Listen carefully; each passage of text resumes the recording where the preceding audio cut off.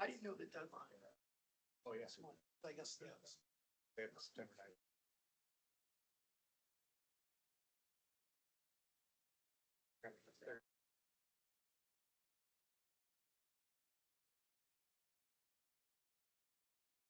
That was in the state.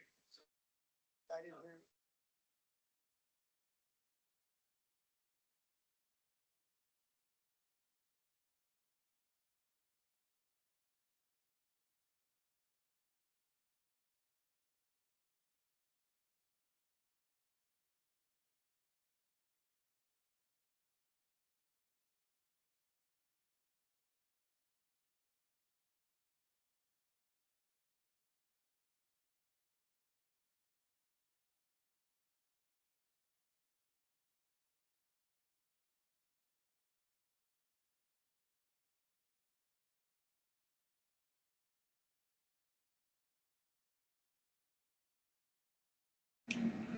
Hi, can you hear me? Yes, we can hear you loud and clear. Oh. Using what technology can do these days.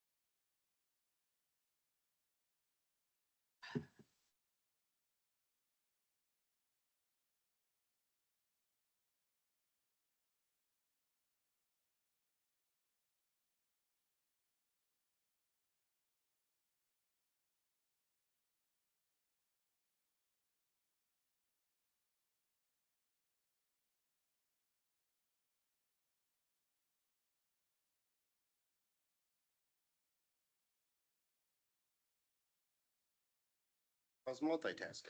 What? I was multitasking. Uh-huh. I do that a lot too, I guess.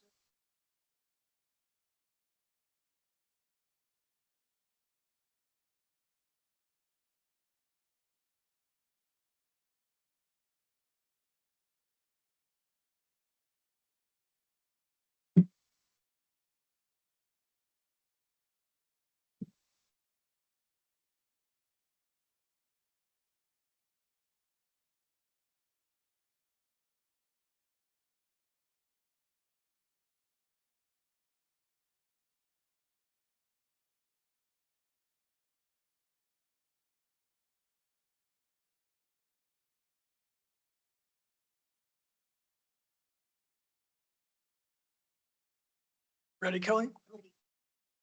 All right, I'd like to call the University Heights City Council meeting for Monday, June 16th to order. I will be presiding over the meeting this evening.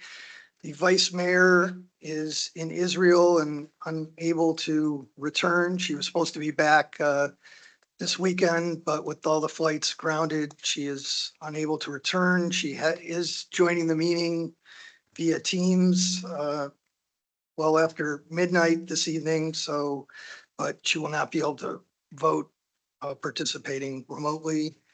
Ms. Thomas, will you call the roll, please? Mr. King, Here. Mrs. Sacks, Here. Mr. Cooney, Here. Mrs. Wise, Mr. Rock, Ms. Marshall, Ms. Weiser, Here. We have a motion to excuse Ms. Marshall, Mr. Rock, and Ms. Weiss. So moved. Seconded. Thomas? Mr. King, Aye. Mrs. Sacks. Aye. Mr. Cooney, Aye. Ms. Weiser. Aye. Okay, motion's approved. If everyone who is able will stand to say the Pledge of Allegiance.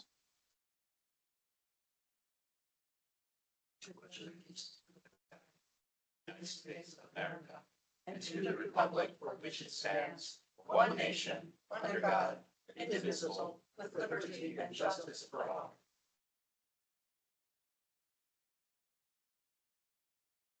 Okay, we have no minutes this evening to approve. Are there any additions or removals from the agenda or referrals to committee? Okay, hearing none, comments from the audience, whoever would like to address council, if you will limit your comments to 5 minutes. Okay, we don't have anybody this evening.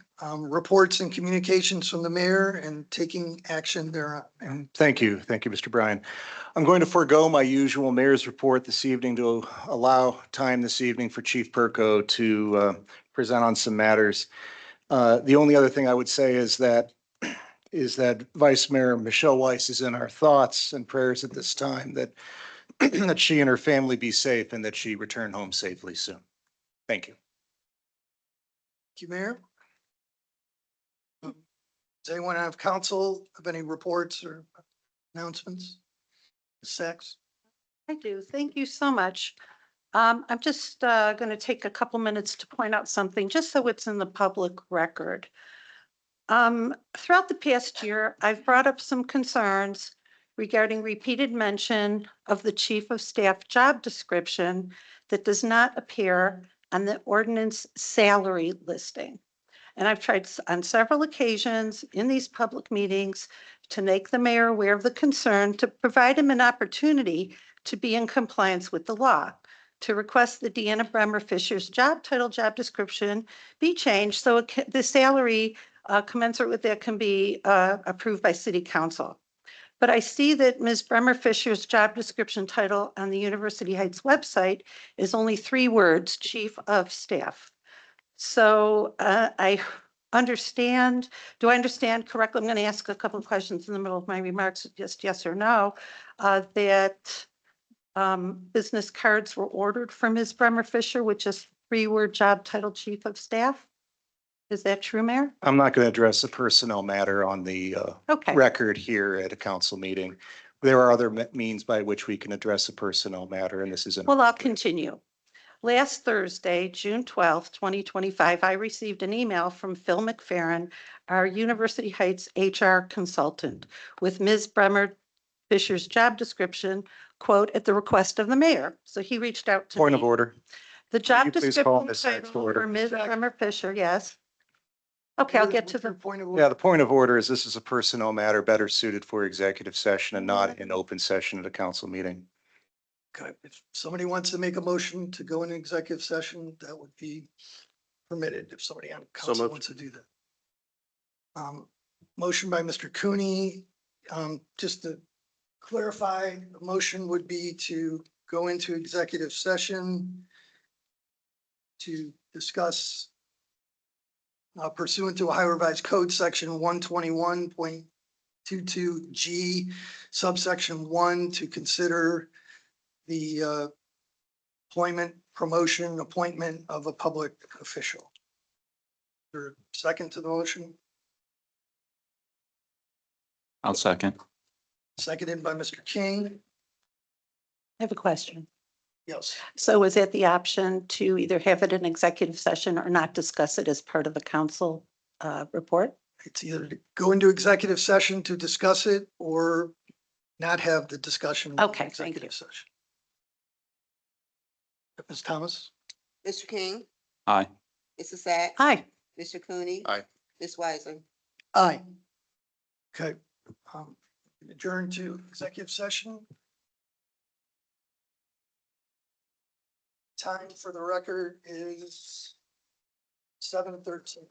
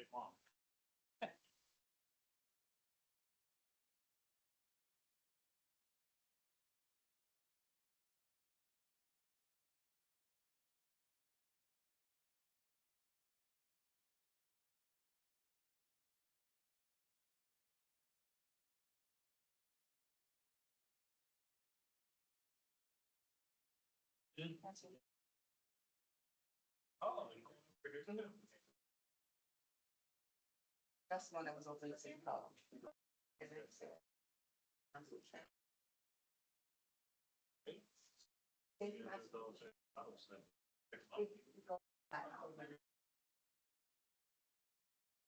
But you know, the little.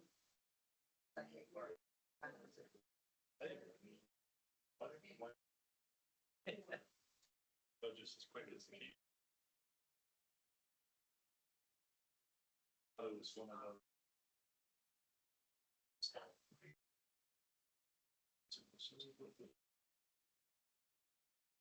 Let me see.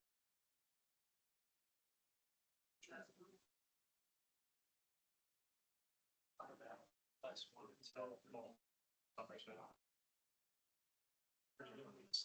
But I have though.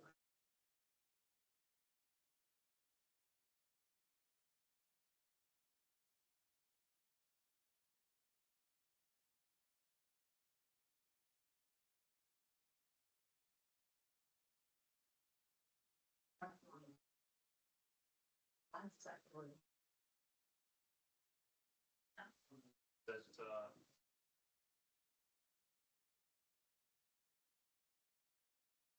sometime my daughter.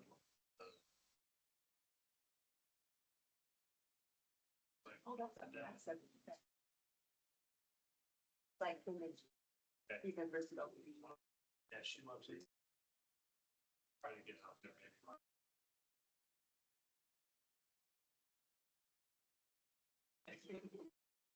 Felt that.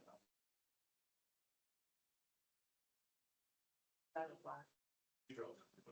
I was the driver, because I'm driving again. Instruction. Yeah, it's, there's still a stretch. I don't remember it ever not having. In the construction. Yeah, so. Usually break it out, get stuff in the way. Drive straight. Right. Screw off the next thing, so that didn't work. I drive straight. We'll drive straight. Use the scenario. Yeah. Somewhere.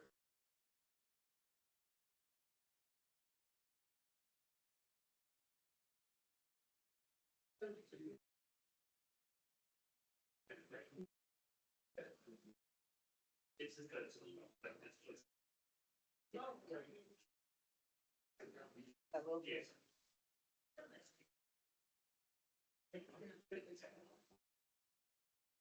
This is your.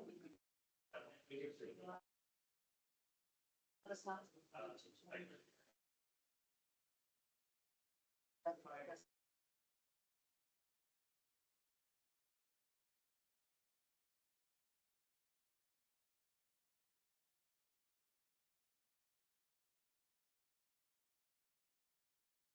Circles here.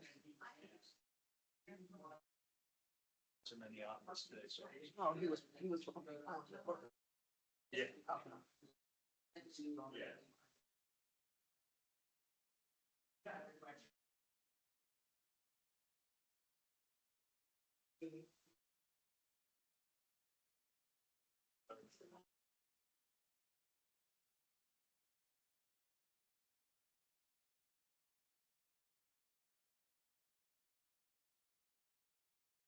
Almost if it could have been.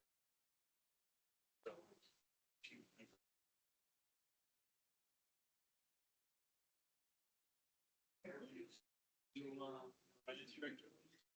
She's up. It was out. yeah.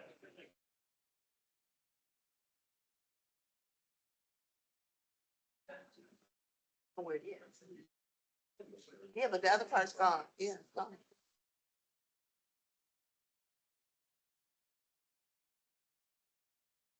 Yeah. You guys got your paramedic stuff?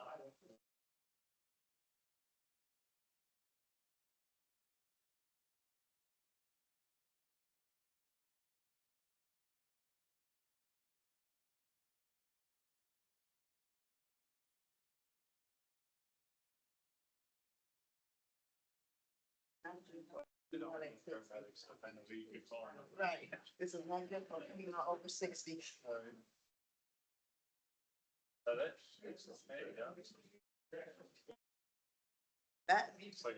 That's for that, but I don't think our microphone will fit on that.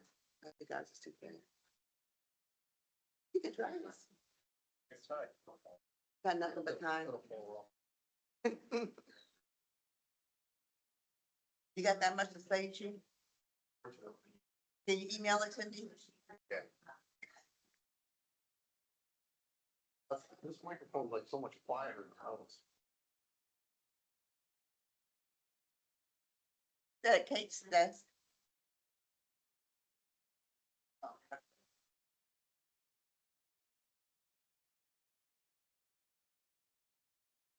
But you can sit over there. But you.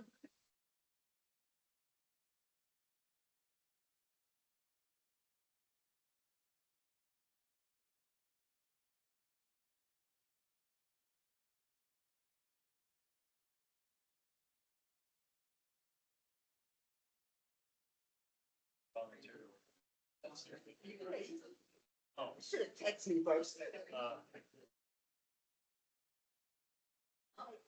You know, you come visit me. Gotta be an easier way.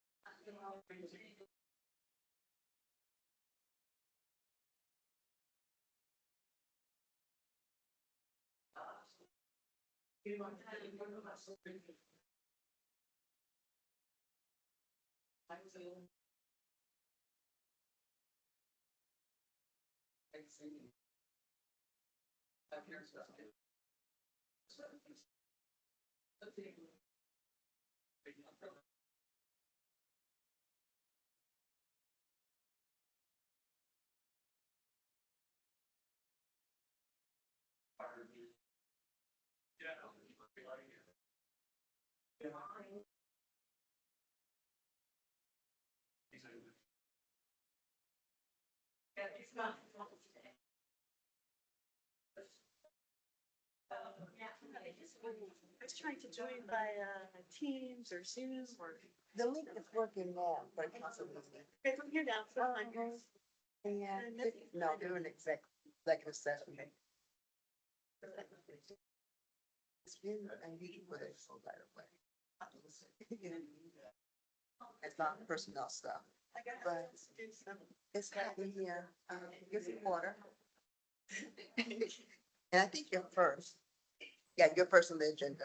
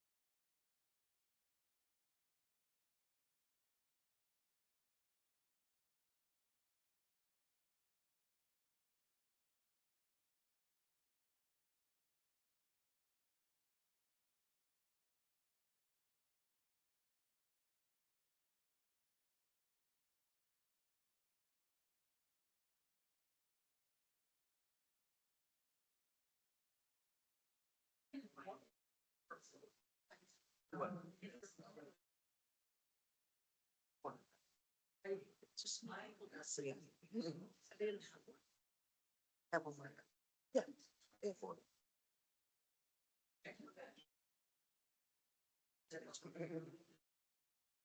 It's just as bad as the last meeting. I would want to take. 30 minutes to the hour. Junior? Yeah.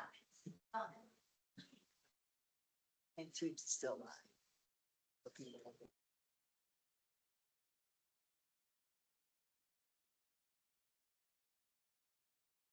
Trying to answer questions, give a church council meeting at the same time. Of your what? Oh, thank you.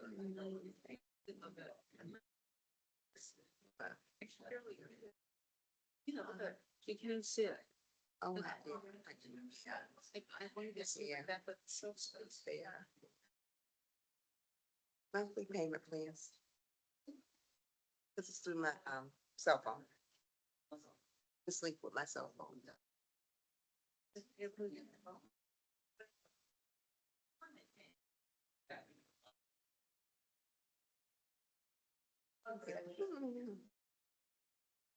Yeah, early Hanukkah gift to yourself.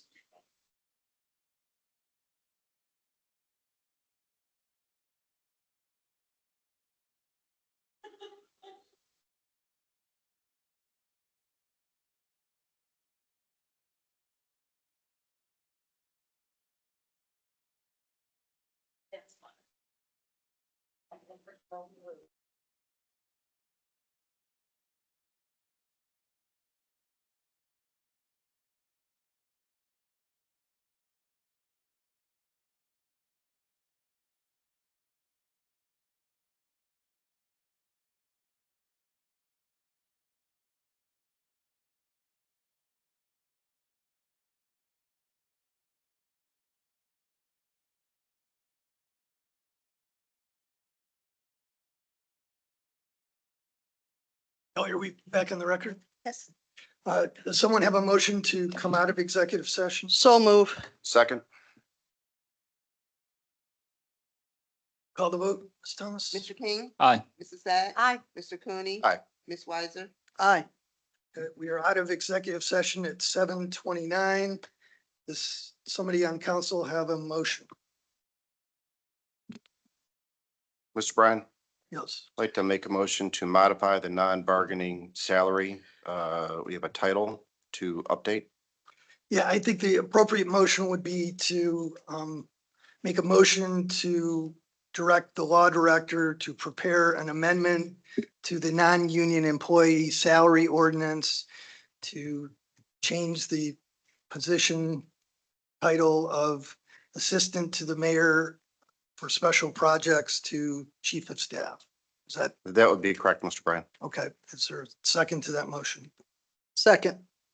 Seconded by Ms. Weiser. Any discussion on the motion? Ms. Thomas? I have a question. When would this become effective?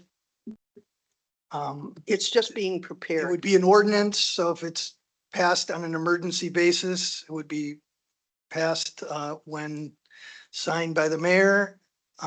Or if it is not passed on an emergency basis, it would be 30 days from the passage. And so until such time, the job title remains as it.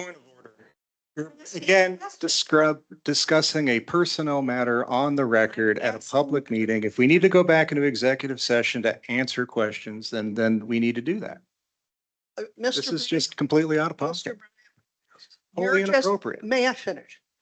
I didn't believe have the the floor. motion that I made, the motion that I seconded was for you to prepare an ordinance to come to council. Okay, Correct. There is no ordinance at present. There are not 5 of us present. We couldn't do anything with it. But all this does is allow Mr. Bryan to prepare that ordinance. So whenever we have the next special meeting, it probably will appear.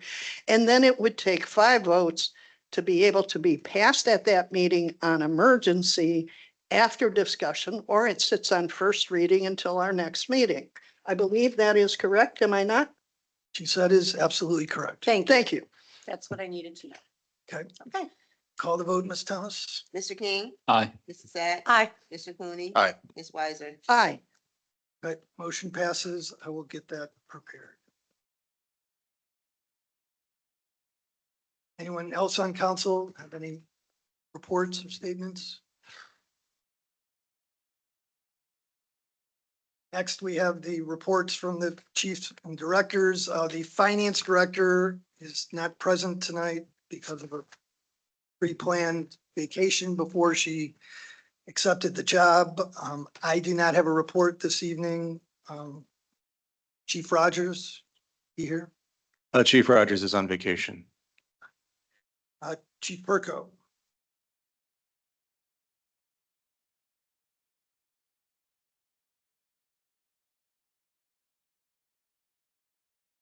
Thank you.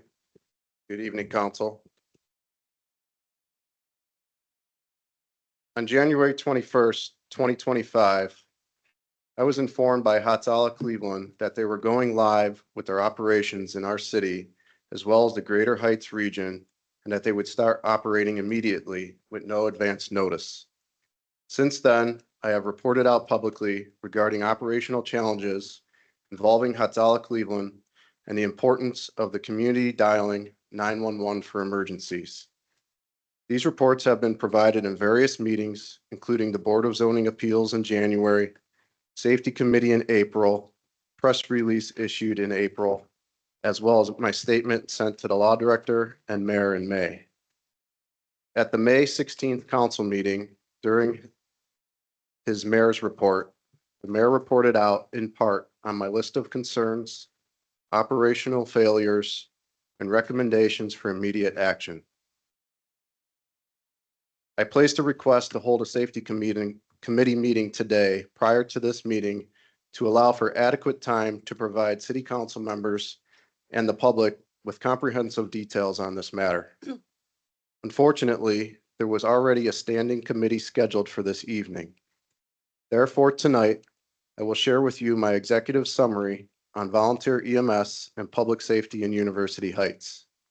My full comprehensive statement on this matter will be shared with you all this week. As Fire Chief of University Heights, my foremost duty is to protect the lives, property, and well-being of everyone in our community without exception. This responsibility includes maintaining the highest standards of emergency care and coordination across all municipal services. Since going live January of this year, concerns have arisen over the involvement of a volunteer ambulance service, Hatala Cleveland, operating in our city. These concerns are operational, medical, legal, and public safety issues that affect us all, and it is my obligation to address them openly.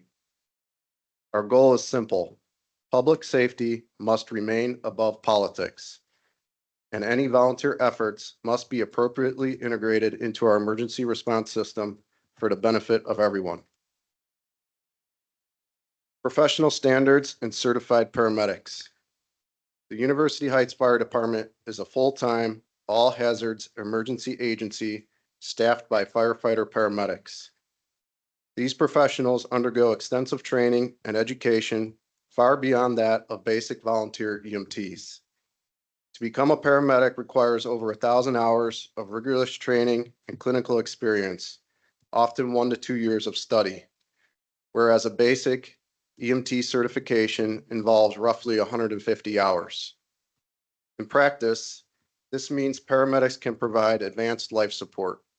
They are qualified to perform critical interventions like airway intubations, IV therapy, heart monitoring, and administration of dozens of emergency medications that basic EMT volunteers are neither trained nor authorized to perform.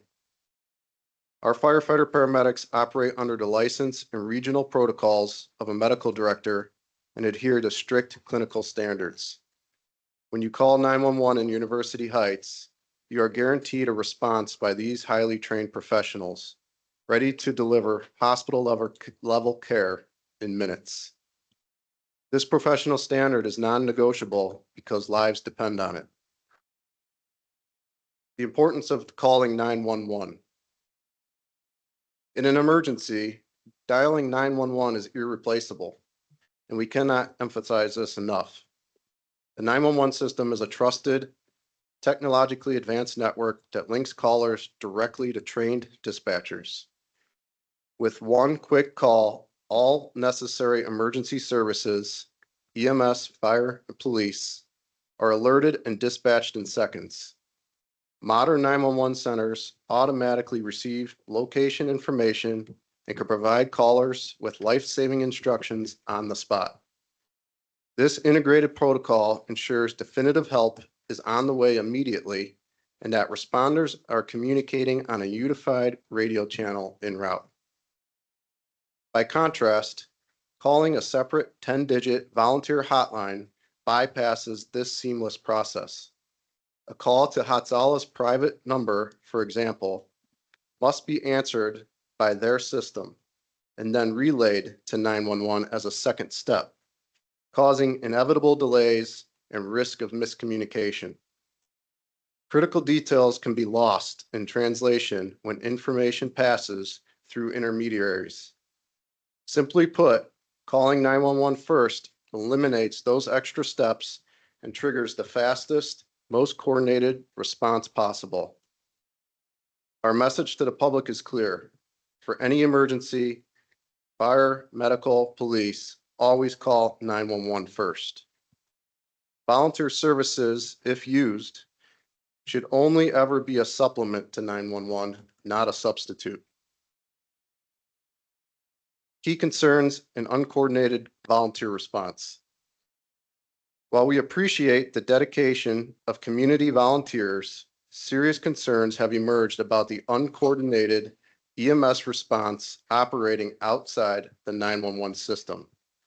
These include the following: delays in advanced care.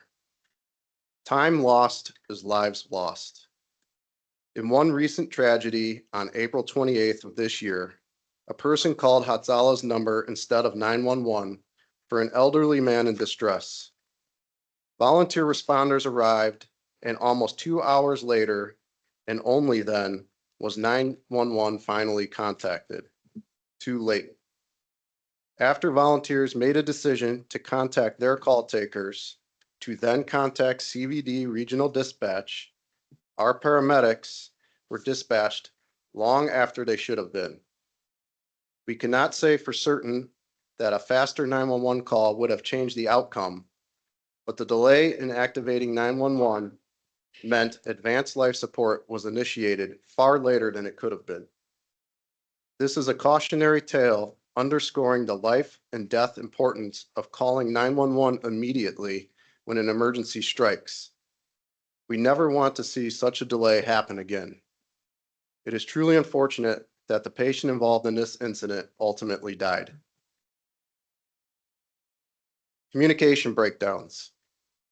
By Hatzala Cleveland's operating of a parallel dispatch system, it has led to miscommunication and informational gaps. These incidents where crucial patient information is not conveyed because of the split call process hinders and delays definitive patient care from UHFD providers. For example, in one case, volunteer EMTs began assessing a patient that was not feeling well. Approximately 20 minutes later, Hatzala volunteers then notified their call takers to contact 911. This information resulted in being transferred from the volunteers on scene to the Hatzala call takers, then from the call takers to CVD Regional Dispatch, then from Regional Dispatch to UHFD. This resulted in an additional unnecessary delay had 911 been called first. Once UHFD personnel arrived on scene, no formal patient handoff from volunteers to professional EMS providers was conducted on scene. Effective patient care transfer from volunteers to professional EMS providers on scene is crucial for ensuring continuity of care and the best possible outcomes for the patient, and should include a concise yet thorough verbal report during patient handoff. Additionally, during this specific incident, other volunteers were on other floors of the home assessing a second patient unbeknown to UHFD EMS personnel. Hatzala then notified their call takers to contact 911 for a second patient. Many minutes later, our dispatch contacted UHFD to respond to a second patient at that address. When the UHFD members on scene heard this on the radio, their inclination was to cancel the request because they had no awareness of it being made, let alone that a second patient existed. Furthermore, UHFD firefighter paramedics are trained and experienced in recognizing patient signs and symptoms that may be associated with further risk analysis and assessment. For example, in this case, the patients that felt ill inside the residence could have been ill due to carbon monoxide in the home. This is something our members recognize and have equipment to assess and can ensure the safety of the patients as well as all responding personnel. In a unified 911 response, that type of information can be shared with all responders immediately. Separate radio communication systems means responders may arrive unaware of each other's actions or of key facts, which is unsafe. Communication delays or omissions in an emergency can be devastating. Lack of coordination and unified command. Our emergency scenes rely on clear chain of command and teamwork.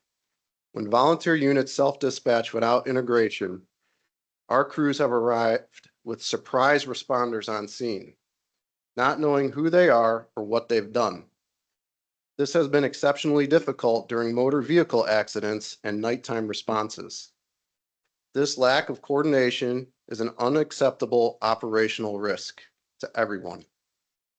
Multiple agencies responding without a formal plan or communication link creates chaos and ambiguity. It can lead to duplicating efforts, conflicting actions, or tasks falling through the cracks. For public safety, all responders in our city must operate under unified incident command and a unified dispatch framework with roles that are clearly defined.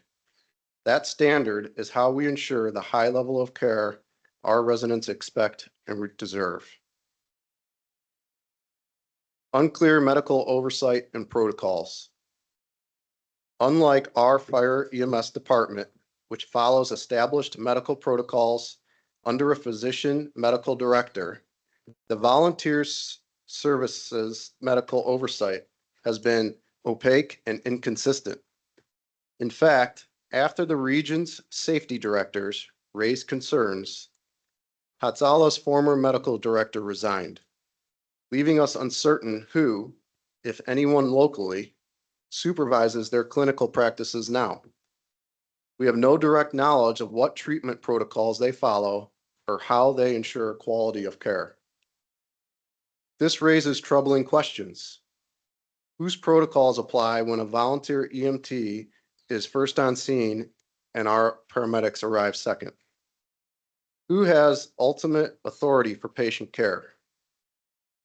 Normally, the highest trained provider, our paramedics, should assume command and care with the EMT assisting, but without a formal agreement or shared protocols, confusion or conflict could arise on scene, which is unacceptable. There is also an accountability gap. Our crews document every patient contact and answer to our medical director for every intervention. But if a volunteer performs a procedure or makes a critical decision outside established protocols, who reviews that? Operating without unified medical oversight or standardized protocols is a risk to patient safety and a legal liability for everyone involved. These issues must be resolved through formal policies. In summary, the current self-promoted parallel operation of a volunteer EMS service in our city, Hatzala Cleveland, without integration poses real risks.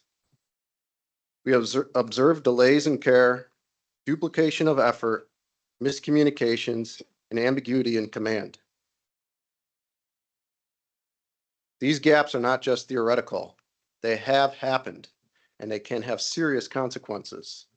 My duty as fire chief is to identify and close these gaps before lives are put in jeopardy again. Respecting community and volunteer contributions. Please, let me be clear. Our concerns about the volunteer EMS model are not about ego, turf, or any lack of appreciation for volunteerism. We fully acknowledge and respect the cultural and community values that organizations like Hatzala provide. Many volunteers are driven by admirable motives. They see a neighbor in need and want to help. We recognize their dedication and thank those volunteers for their willingness to serve.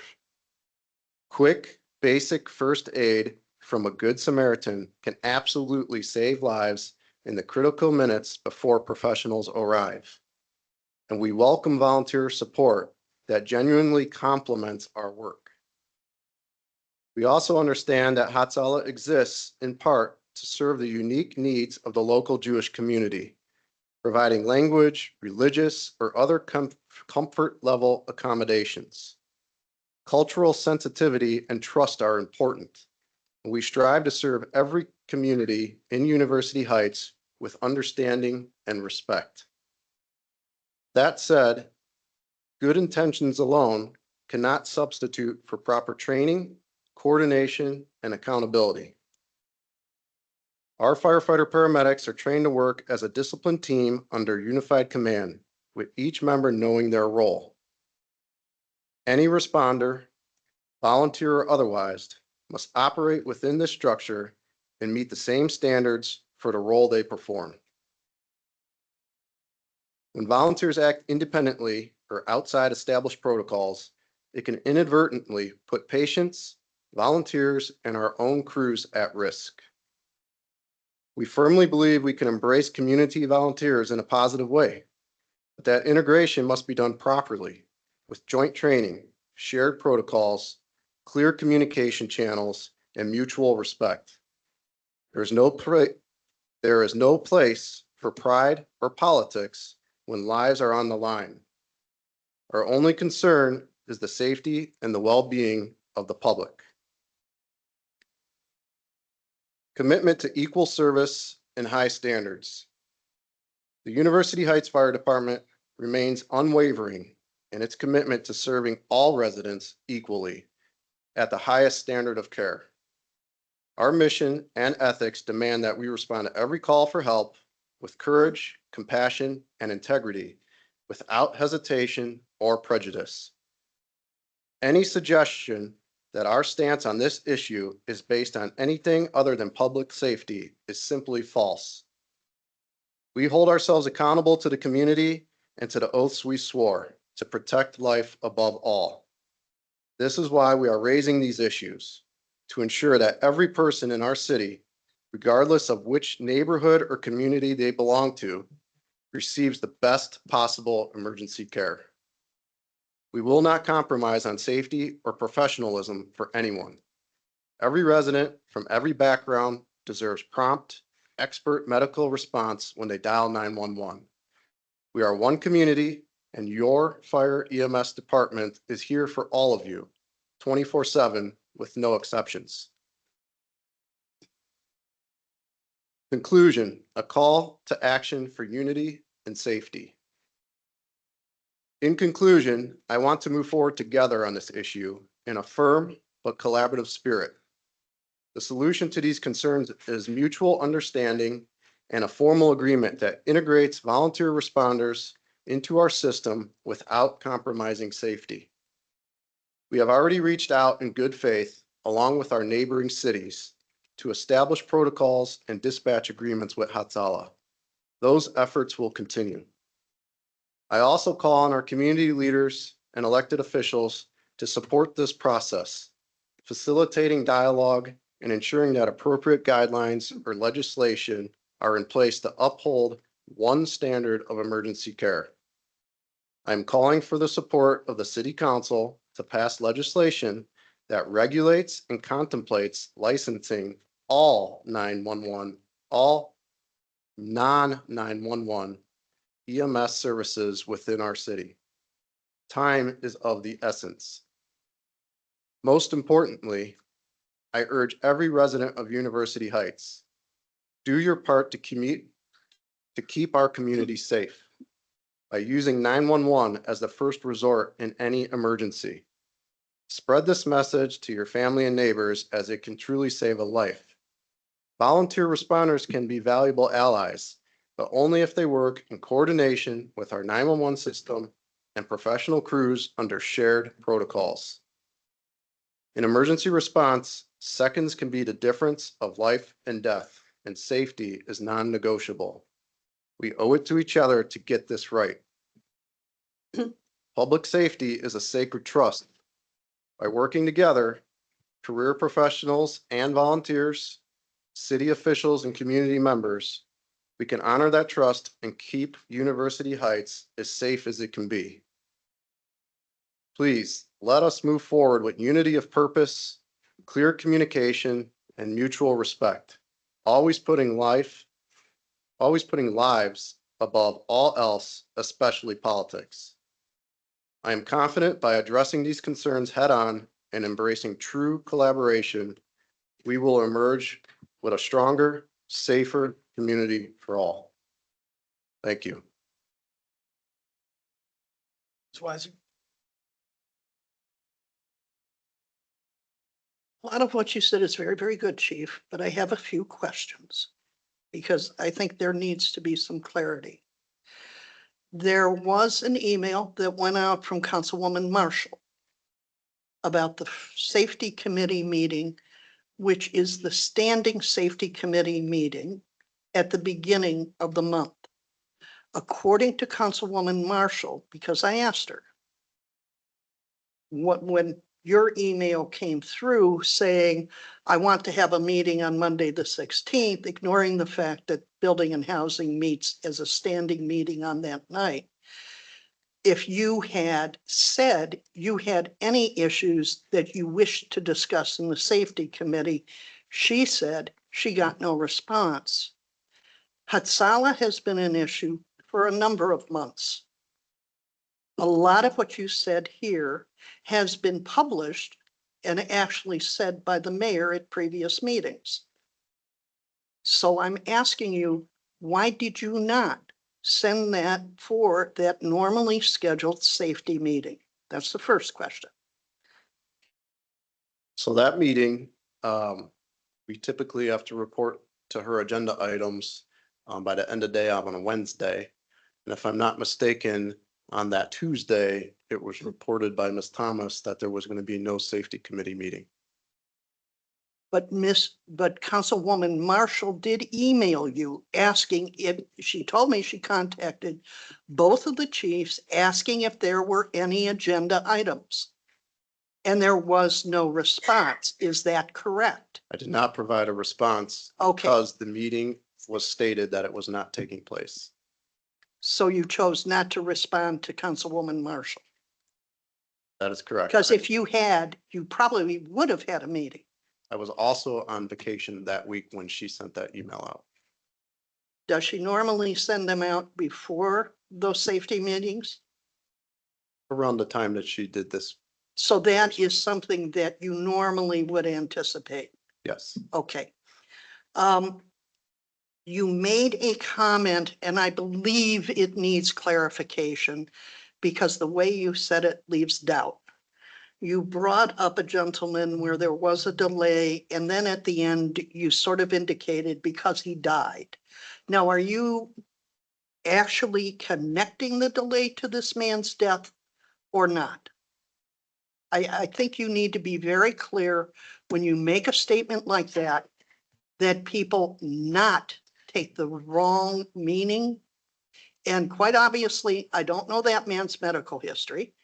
I have no idea if it is a factor, but you're making a public statement and you do have to be careful when you make a public statement. I am well aware, and I will reread what I stated into the record again. I stated that it is truly unfortunate that the patient involved in that particular incident from April 28th ultimately died. That is a fact. I also read just a moment ago that we cannot say for certain that a faster 911 call would have changed the outcome, but the delay in activating 911 meant advanced life support was initiated far later than it could have been. Okay. I would point out to you that does happen in other cases as well. Not just that particular one, where there can be a delay in a crew getting somewhere for whatever reason. And I am not attempting to say that our crews don't respond quickly. They do. But also that is something that also can occur in other circumstances. So please be very, very careful. I think at this point, and this is just my personal opinion, this whole thing with Hatzala has been politicized. It hasn't been politicized by anyone sitting at this table, anybody on council. We have not had any discussions in depth. The mayor and you have not actually said, maybe we need an executive session, maybe we need a special session, maybe we need to discuss these things with the city council. So on a personal level, I think instead of doing something at that level, it probably, once again, talks a little bit to the dysfunction that we all function under around here, but it probably would have behooved the mayor and yourself to make that happen. And well before this point, when we're at the last council meeting of the normal cycle. And you know that as well as I do, that this is the one, if you drop it now, when are you expecting this legislation to magically appear? I'm being serious. I'm asking you. It's when, I need to finalize things first. It's Okay. on my plate. Well, as I indicated in the beginning, this is an executive summary of a full comprehensive report that I will be sharing with you this week that will shed some light on what has been going on internally and in part with Hatzala over the last 6 months. We have been trying to navigate these operational challenges since day one. It would make no sense to go running through the council for committee about a bunch of things without trying to handle them internally, administratively, and with Hatzala initially. And as I indicated in my introduction, I have discussed this publicly a few times. And if you would like to discuss it further in executive session tonight or any other time, I would be happy to do that.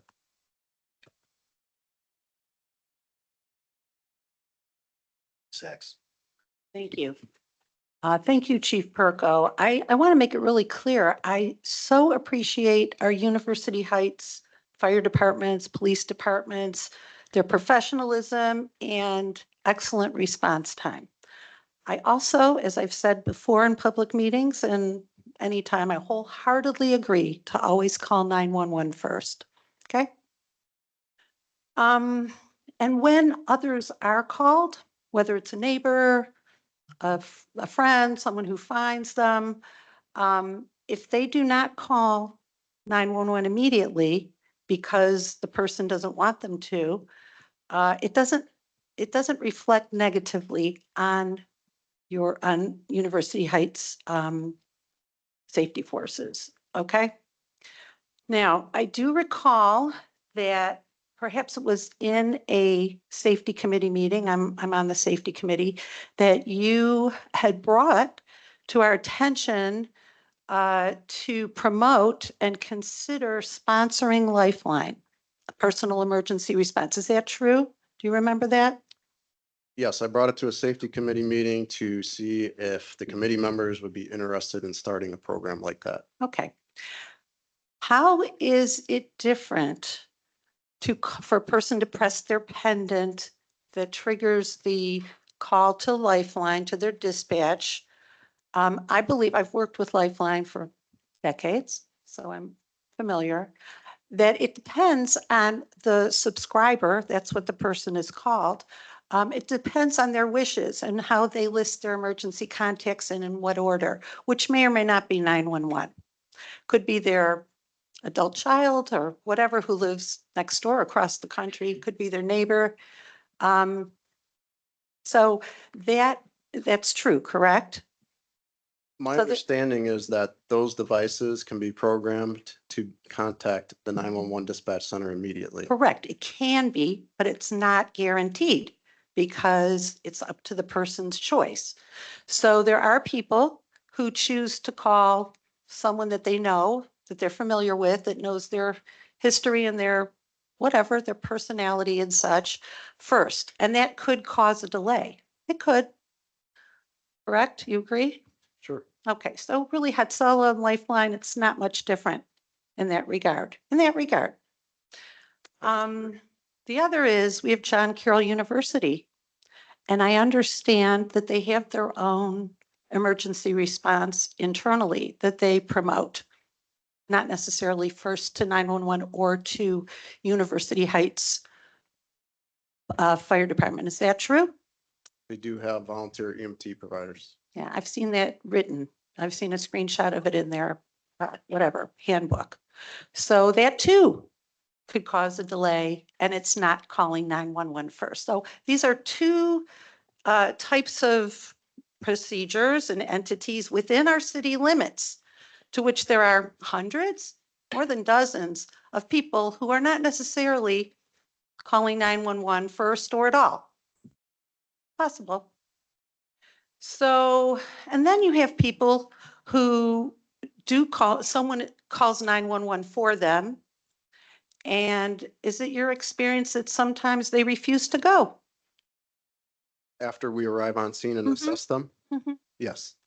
So again, there are many circumstances where individual preference is honored and could cause delays in contacting 911 and or our University Heights Fire Department, which is not a reflection on you or our city.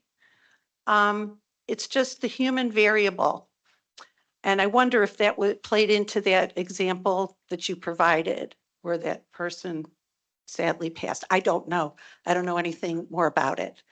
But I just want to say perhaps just like Lifeline, just like John Carroll, just like the neighbor next door, Hatsala could be, and again, I haven't seen a formal presentation, so I'm not advocating or negating one way or another, but it could be another tool in the toolbox for people to feel comfortable with.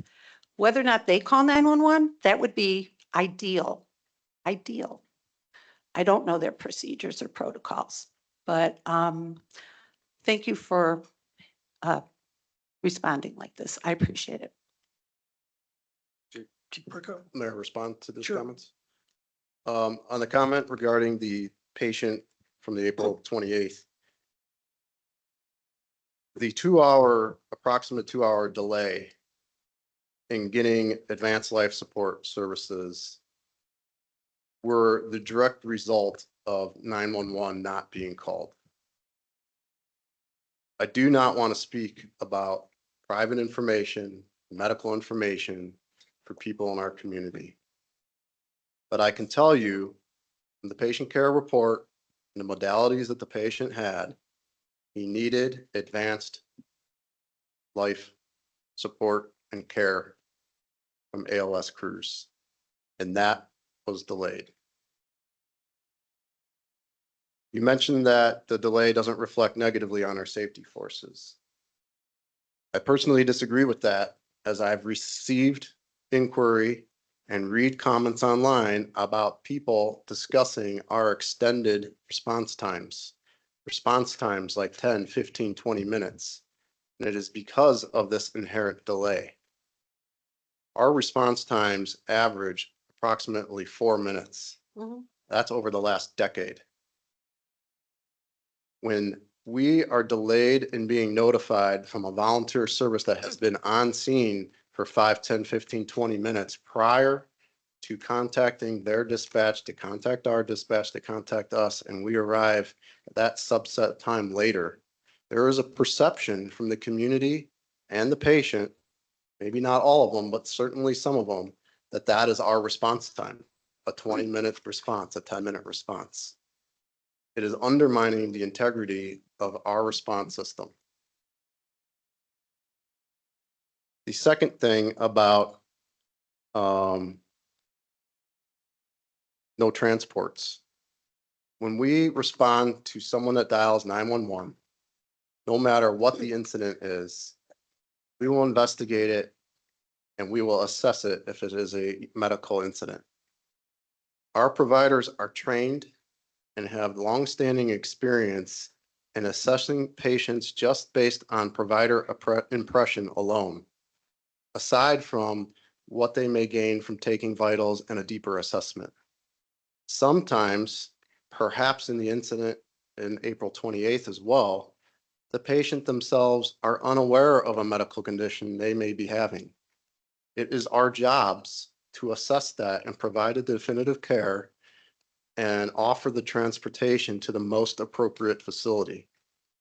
Only if they are of sound mind and they still want to refuse that care, that we will allow it after we speak with our medical control physician at the emergency hospital, and only after they sign a release stating that they are aware that we offer them transportation to the facility hospital and that they are aware that their condition may deteriorate and that they accept that and do not want transport at that time, which is very different in my opinion.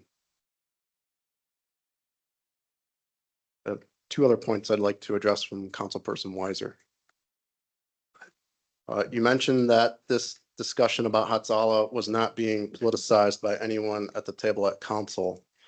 And as I stated multiple times in my report about public safety being more important than politics, I want to be sure that it is understood that I am also not politicizing this in any way. My goal here is to ensure that we are maintaining the services, if not enhancing them, to all of our community members.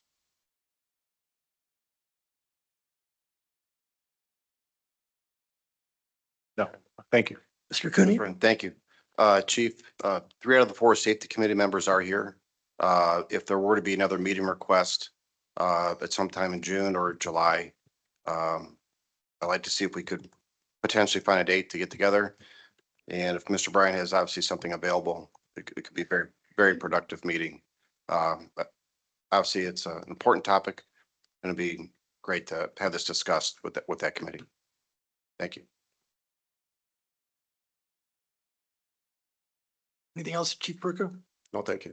Okay, thank you. Service Director, Mr. Pennington.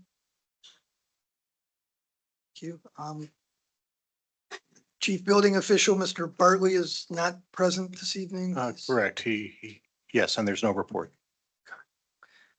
Housing and Community Development, Ms. Davis.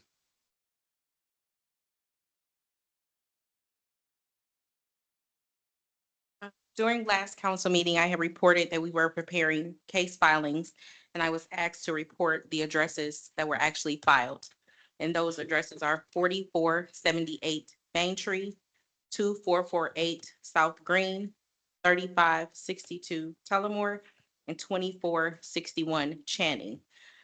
On June 12th, the city was before the court regarding the property at 4337 Main Tree. The court has granted our motion for a preliminary injunction, and the next court date is set for July 23rd. Ms. Weiser. I'm going to ask you what I asked Mr. Pennington when he was doing reports on the amounts of recycle waste that we are currently getting. Would you please email that to us? It's wonderful that you're reporting it publicly. I think it's important for the residents to know the type of work that you are doing in your department and to know that enforcement is coming. But it also would be helpful because we can't write them down fast enough. And that way we all have it in writing so that the resident that doesn't know what you said calls us. We can say, Ms. Davis, who's the director of, has informed us that. Okay. And pass that credit back to you. It's much easier that way. Anything else, Ms. Davis? Yes. Mayor? Yeah, thanks. Mrs. Thomas, are you taking minutes this evening? Thank you. Thank you, Ms. Davis. City Engineer, Ms. Mockbee.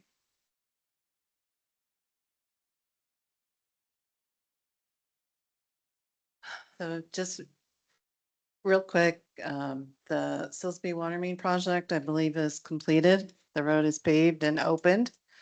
Also, we have 2 outstanding punch list items on the last year's street repair program. I heard from the contractor today, they were out on that address on Hadley. They will be back out on Thursday to hopefully complete it to his satisfaction. Number one, thank you very much. I realize you were on jury duty when that email went through and you responded, apparently on a break. Thank you for doing that. I believe Mr. Marks on Hadley has noted that some of his neighbors, well, not as bad as him, Yeah, do have a mess as well. If there's a way that contractor could take a look at that, it would be the helpful. whole street. Yes. Yeah, Okay. thank you. We'll try and push it. So. Anything else? Thank you. Communications and Civic Engagement, Mr. Cook, He's on vacation and there's no report. Economic Development, Ms. Drucker.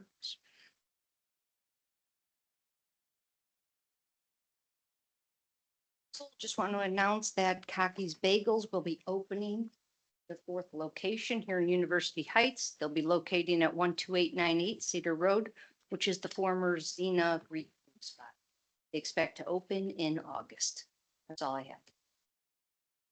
Ms. Weiser. I know I'm a pest. I think the mayor at the last meeting or the meeting before mentioned that they had submitted plans for the peel back. Has anything come of that yet? That would fall under building at this point, so Okay, I would and leave he's that to not Mr. here. Bartley to. Yeah, Mr. Bartley's not here, but there were comments and additional information required that Mr. Bartley sent back to the applicant. And I think he is waiting for the supplement. Is that going to go to the garage CIC for review as well? I'm not aware of any reason why it would. Thank you. Thank you. We're now to the reading and disposition of ordinances, resolutions, motions, and consideration of agenda items. Item A, motion to approve Planning Commission's recommendation for application from Rebecca Fertel for Malka and Abraham Clavin seeking approval of recommendation to city council for the demolition of the existing house at 14398 Washington Boulevard and site plan approval for the construction of a new single-family dwelling. Conditional to the entering into a development agreement with the city and the posting of a surety bond. Ms. Fertel is here this evening. Evening. Do you have anything to tell us about the project? So the project is the demolition of an existing home on Washington Boulevard and the construction of a new home, approximately 4,500 square feet, 2.5 stories. It needed a number of variances, so it required 2 appearances before the planning commission, but we were successful in getting it approved at the last meeting, and we look forward to constructing the project. Right. Note that there was also BZA approval and ARB approval. Someone want to make the motion? So moved. I'll second. Motion by Mr. Cooney, seconded by Ms. Sacks. Any questions or discussion? Ms. Thomas? Mr. King, Aye. Mrs. Sacks. Aye. Mr. Cooney. Aye. Ms. Weiser. Aye. Okay, motion's approved. We'll get you the development agreement. Item B, recommendation of lot consolidation of the following lots.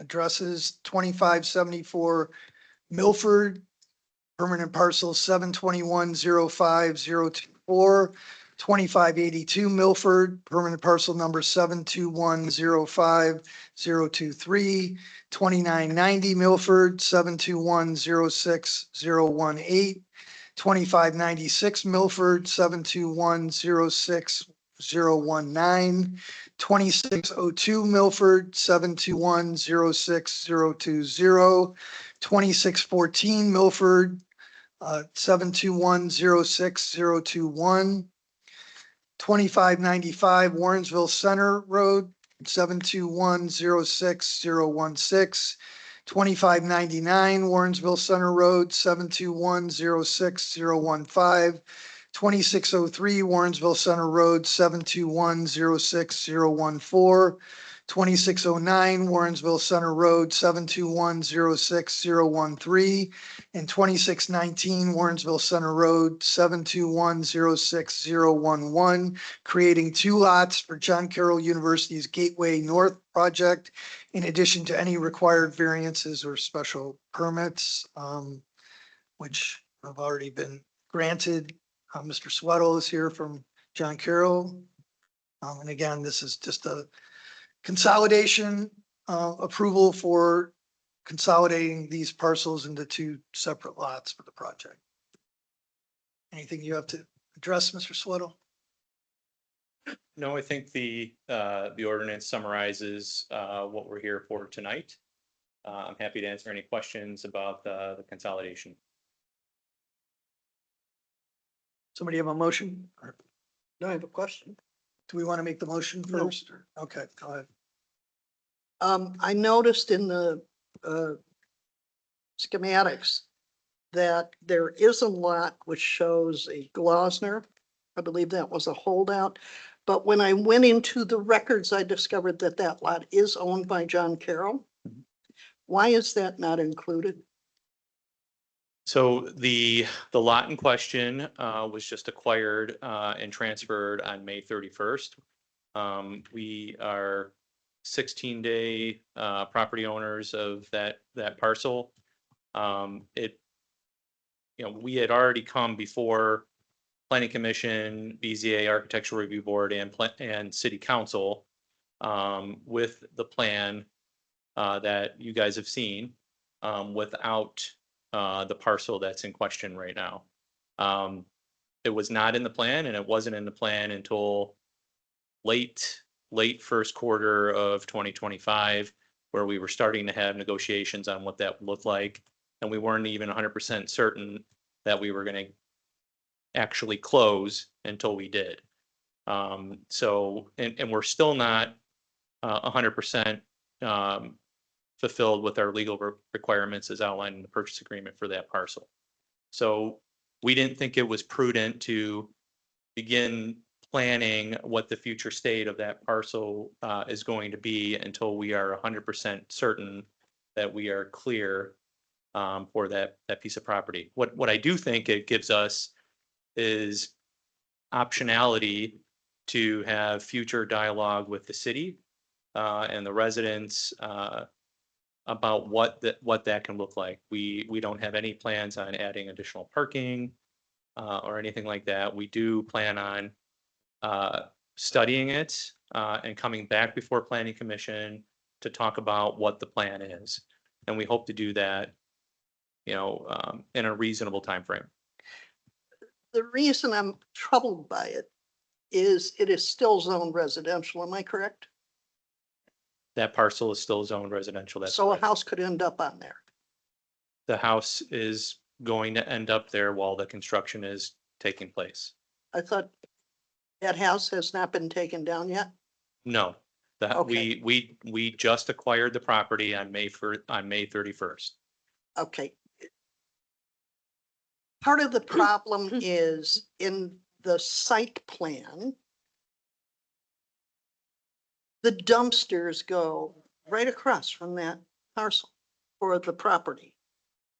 So if it remains residential, whoever ends up in that house gets to deal with the clink and the clunk and the thing.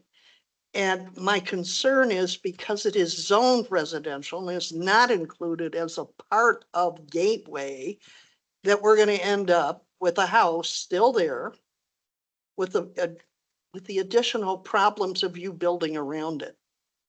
That's my concern. That's why when I saw this, I'm like, why would planning approve it that way? It just baffled me. So when we came to Planning Commission, we did not own the property in question. We showed Planning Commission a site plan with a parking lot built around this parcel. And it was approved unanimously. And we went to BZA and Architectural Review Board and responded to every single thing that was brought to the university that was either a member of one of those committees or the commission or city council or a resident that had shared some concern about what we were doing with the parking lot, and we responded to all of those exactly the way that they were brought to us. No, I know that. I'm just pointing out because it's been left out of the site Mhm. and because it's still zoned residential, you can continue to have a house there. Mhm. The issue that I have, and I was one of the ones that voted for that site plan, okay? Because John wasn't here and I'm the alternate. And it was my concern when I voted on that site plan is that the dumpsters for the entire unit area are positioned right across the drive from that parcel. And if we approve this, in essence, we're giving you permission to continue to have a residential house on that property. And I'm trying to find out what are the intentions of the university with that? Now you're saying you're not going to take the house down. Well, we want to execute on the plan that was approved. We are currently underway with construction on the corner of Warrensville and Carroll. And the plan is to execute on what was proposed. We currently do not have in the funding mechanism that was approved by the university for the Gateway project sufficient funds to demo the house and start the planning right now. That doesn't mean we don't want to do that. It just means we have to evaluate what those options are and then proceed down that path. We know we have to go back through the process, come back to City Planning Commission and go through it all over again. Once we're able to determine what the best use for that property is, we are not, we are planning on keeping the house up, well maintained until we come back to you here, Is the Yes. intent to rent it? no. I think at the planning commission, the expectation with John Carroll was that they can't take it down until they come back and get permission from planning commission. And usually there's a plan involved when that happens. So I think the expressed expectation was there's not going to be a house there. It's not going to be used for residential use. It was some So other ideas. Since there's only 4 of us here tonight, does that take 4 votes to pass or 3? 4. Okay, thank you. So I will, can I just make one comment? I think, we don't want to leave a house in the middle of a parking lot. It just for the record, it doesn't make any sense, from a planning perspective to do that. However, we were not sure that we were going to actually close on the house when we did. And so a lot of that was sort of, kind of confidential until we actually did. And we're still not 100% closed out from our obligations to the property owner. So once we've cleared that sort of, that barrier, for us, we will begin the process of starting the dialogue, coming back and trying to determine what that future state is.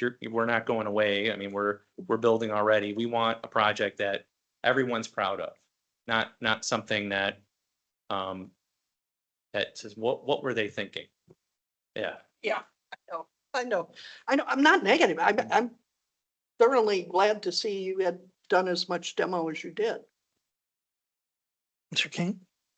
Thank you, Mr. Bryan. Just to establish for the record that this parcel that we've been discussing, it is not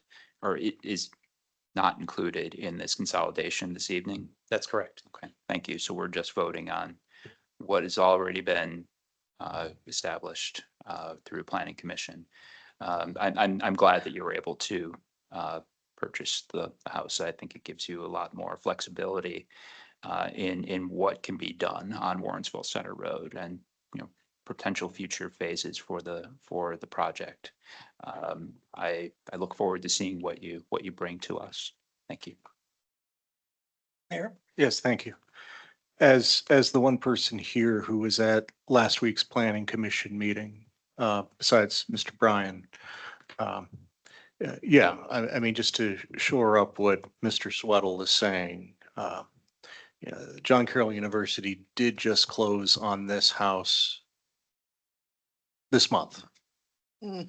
And so they're also on a tight deadline and timeline with regard to the plan that the city's already approved and approved back in December. And they have obligations to meet with their stakeholders under their bonding, with the primary tenant for the retail space, which contemplates the original site plan as approved by the city. This particular lot consolidation is wholly consistent with the site plan we've already approved. When it comes to demoing the house on this parcel they just obtained in the last couple of weeks by our local ordinances, in order for them to come before planning and then the council with regard to the demo, then as per usual, they will need to present with us a plan that we find sufficient with regard to what they intend to do with the parcel. But we've heard the representations here this evening from Mr. Sweattle on behalf of John Carroll University that they're not intending to rent the house or to keep a house there. They are intending to address that matter at a later date. But we're here on a lot consolidation in connection with a site plan that we've already approved as a city. And accordingly, the Planning Commission did recommend approval. Thank you. Mr. Cooney? Thank you. Should the language in the agenda item be changed to a motion to approve lot consolidation of the following addresses as opposed to recommendation? Yeah, lot motion, consolidation? it should be motion to approve planning commission's recommendation. Thank you. I have one final. Mr. Bryan, Yes. just to clarify, the deed transfer on that was May 9th, not June. That's according to the county records. Just for clarification, I know you had additional things that you're working on. This stuff takes time to go through. However, I didn't want what the mayor said, it closed in June, or it transferred in June. It actually did transfer in May, according to the county. Now, we know the county can be wrong on times, but just for clarification. All right, Mr. Bryan? I'd like to make a motion for approval of lot consolidation of the following address: 2574 Milford, 2582 Milford, 2590 Milford, 2596 Milford, 2602 Milford, 2614 Milford, 2595 Warrensville Center Road, 2599 Warrensville Center, 2603 Warrensville Center Road, 2609 Warrensville Center Road, and 2619 Warrensville Center Road, creating two lots for John Carroll University's Gateway North project in addition to any required variances or Yeah, special yeah. permits. Right. Okay. That were approved by the planning commission and council previously. Yes, correct. Okay. Thank you. Is there a second to the motion? I'll second. Seconded by Mr. King. Any discussion? Yep, Ms. Thomas? Mr. King, Aye. Mr. Sacks. Aye. Mr. Cooney, Aye. Ms. Weiser. Aye. Okay, motion's approved. Thank you for coming. Item C, motion to accept Roniak Paving, Inc. as the lowest and best bid for the 2025 street repair program contractor in an amount not to exceed $1,100, $101.25, and enter into a contract with same as Mach-B.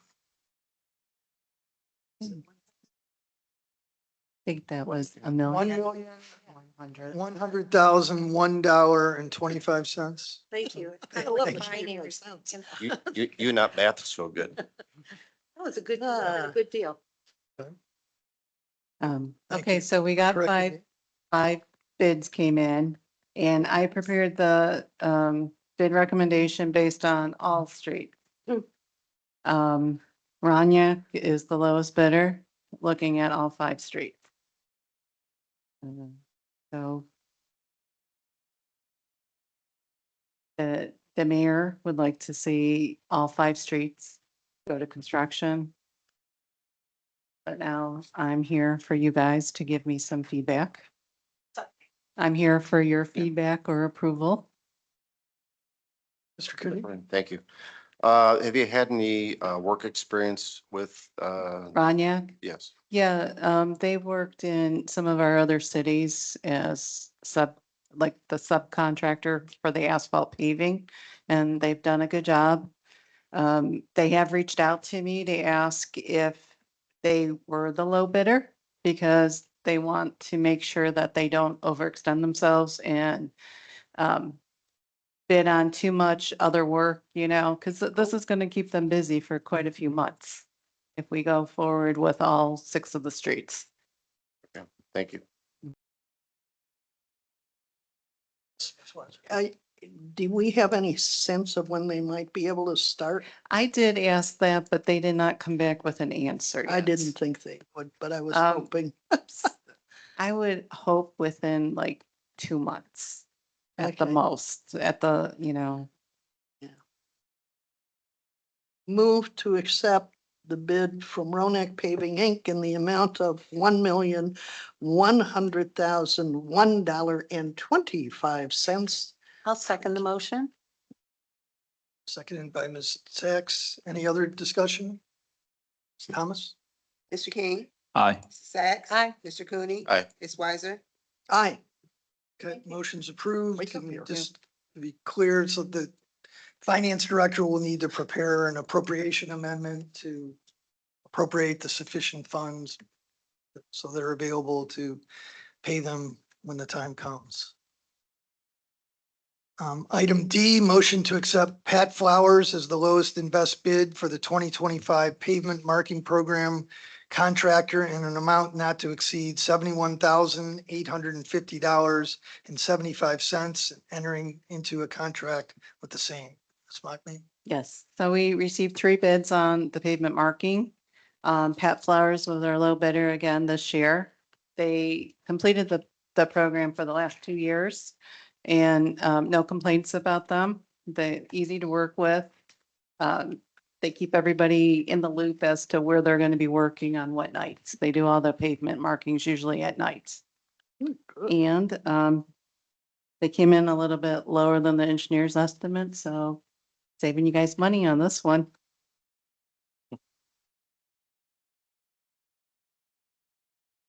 And, oh, the only other thing I wanted to say is this program will be done by the end of September. He does have a deadline. I would like to make a motion to retain Pat Flowers 2025 pavement marking program at 71,000, not to exceed $71,850.75. I'll second. Thank you. Seconded by Mr. Cooney. Any additional discussion? Ms. Thomas? Mr. King, Aye. Mrs. Sacks. Aye. Mr. Cooney, Aye. Ms. Weiser, Aye. That motion is approved. Item E, motion requesting authorization to advertise for design services for the Washington Boulevard All-Purpose Trail. Ms. Mock. Yeah, so this one has been in the planning stage for the last few years, before I came on as city engineer. It's for an all-purpose trail that would go, it would connect, Walter Stinson Park to Kane Park in Cleveland Heights. We will receive funding for construction from NOACA and ODOT. 80% of the funding will come from them. It'll be a 10-foot wide asphalt all-purpose trail. It'll take the place of where the sidewalk is, mostly on the south side of Washington Boulevard. And then it'll be wider than that existing sidewalk there. So this is to go out to bid or go out for requests for qualifications from design firms. It exceeds what I think council can approve, the $77,000 or whatever it's up to. This will probably come in higher than that. So we'd like to advertise so that we can start the design of this all-purpose trail. Sacks? Thank you. Thank you very much. So when I looked at it, it was a little hard to read with the blue and the, Oh, but I, with the map, Oh, is it? and sorry but about what that. I read is it also takes up the tree lawn.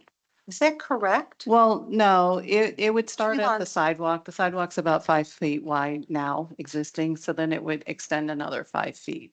That's that's our tree Yeah. lawn. It's 80-foot wide right away, mostly on Warren's or Washington Boulevard. Right. So you have wider tree lawns over there to start with.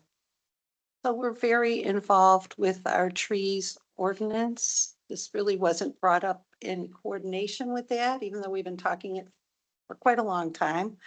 Are you aware of how many trees will be impacted and cut down along the path within that 10 feet? Well, I think we picked this side of the street because it would have the smaller impact on trees and poles. But I do not have the So exact. I did count them. And I Okay. just got this, we just got it. So yesterday I took a drive. I counted 99 trees. Now, even if it's 10 less or whatever, it's a significant number of trees, which kind of, I'm very concerned with our efforts to increase and improve the tree canopy. We're very focused on that. And also there are utility poles. I did not count them. There are electric utility boxes. I'm concerned also then what the total cost will be to remove the trees, to replace the trees, to move, all those things. I in believe they addition. were all calculated in the the engineer's estimates so far, I have a problem with that. okay. I'm not sure I can support that, but I'm also curious if the residents living along Washington Boulevard between Kane Park to Silsby, the Walter, Stinson Park, if they've been asked, if they even know, have any inkling about this. administration. Except for the mayor lives there. So he knows. Yeah, it's a good question. There's general knowledge, but it's not like we've sent a letter to every resident at this point. You know, that would seem premature. We don't even have a design to show at this point. But one last point that I just want to make. I am also very concerned what it will do to the perception of the property values when you take away the green space and the trees and put asphalt down, where people may want to walk and do other things. You know, I understand maybe it's for bikes, maybe it's for strollers or other, but when you have a consolidation of those things, it can also pose a safety issue. I'm a big walker. I've done that in other cities where they allow bikes and things on the sidewalk, you know, with designated paths. And you don't hear them. You don't hear them from behind you. And I know that I would have liked the Chief Rogers here to talk a little bit about those safety concerns, but maybe we can ask him for future. Thank you so much. Ms. Weiser? I have a couple of questions. One was, we're planning on running asphalt down Washington to create a bike path. But the residents that are directly affected by it have never been contacted for their input at all, which I find troubling and problematic. The second thing is, I see the local share comes out to about $448,000. And yet this is showing up on, let me finish, ODOT's list as a project to be done in 2026. I don't recall this council ever approving any commitment of city money towards this project in that dollar amount, or approving a submission to ODOT to get it on the track list. And I'm wondering if it ever came to council to even discuss outside of rather nebulous, we want a bike path to connect Kane Park and the wall.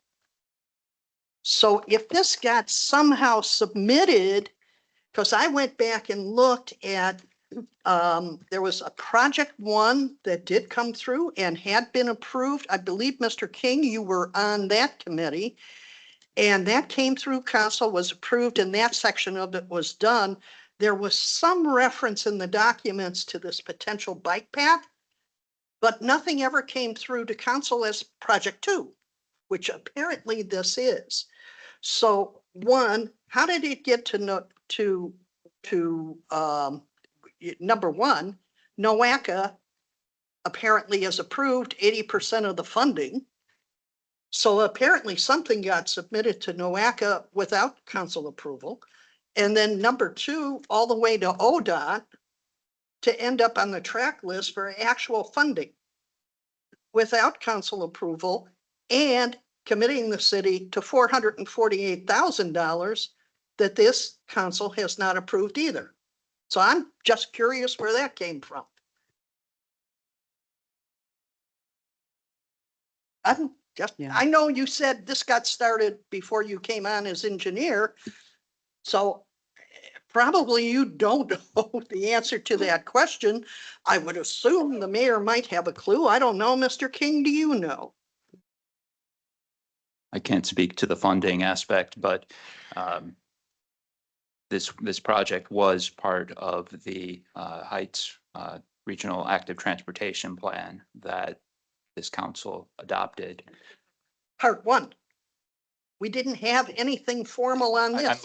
I'm looking at the plan right now, and it Yeah, but includes. the plan is for all of these things to happen, but pieces and parts need to come before the council.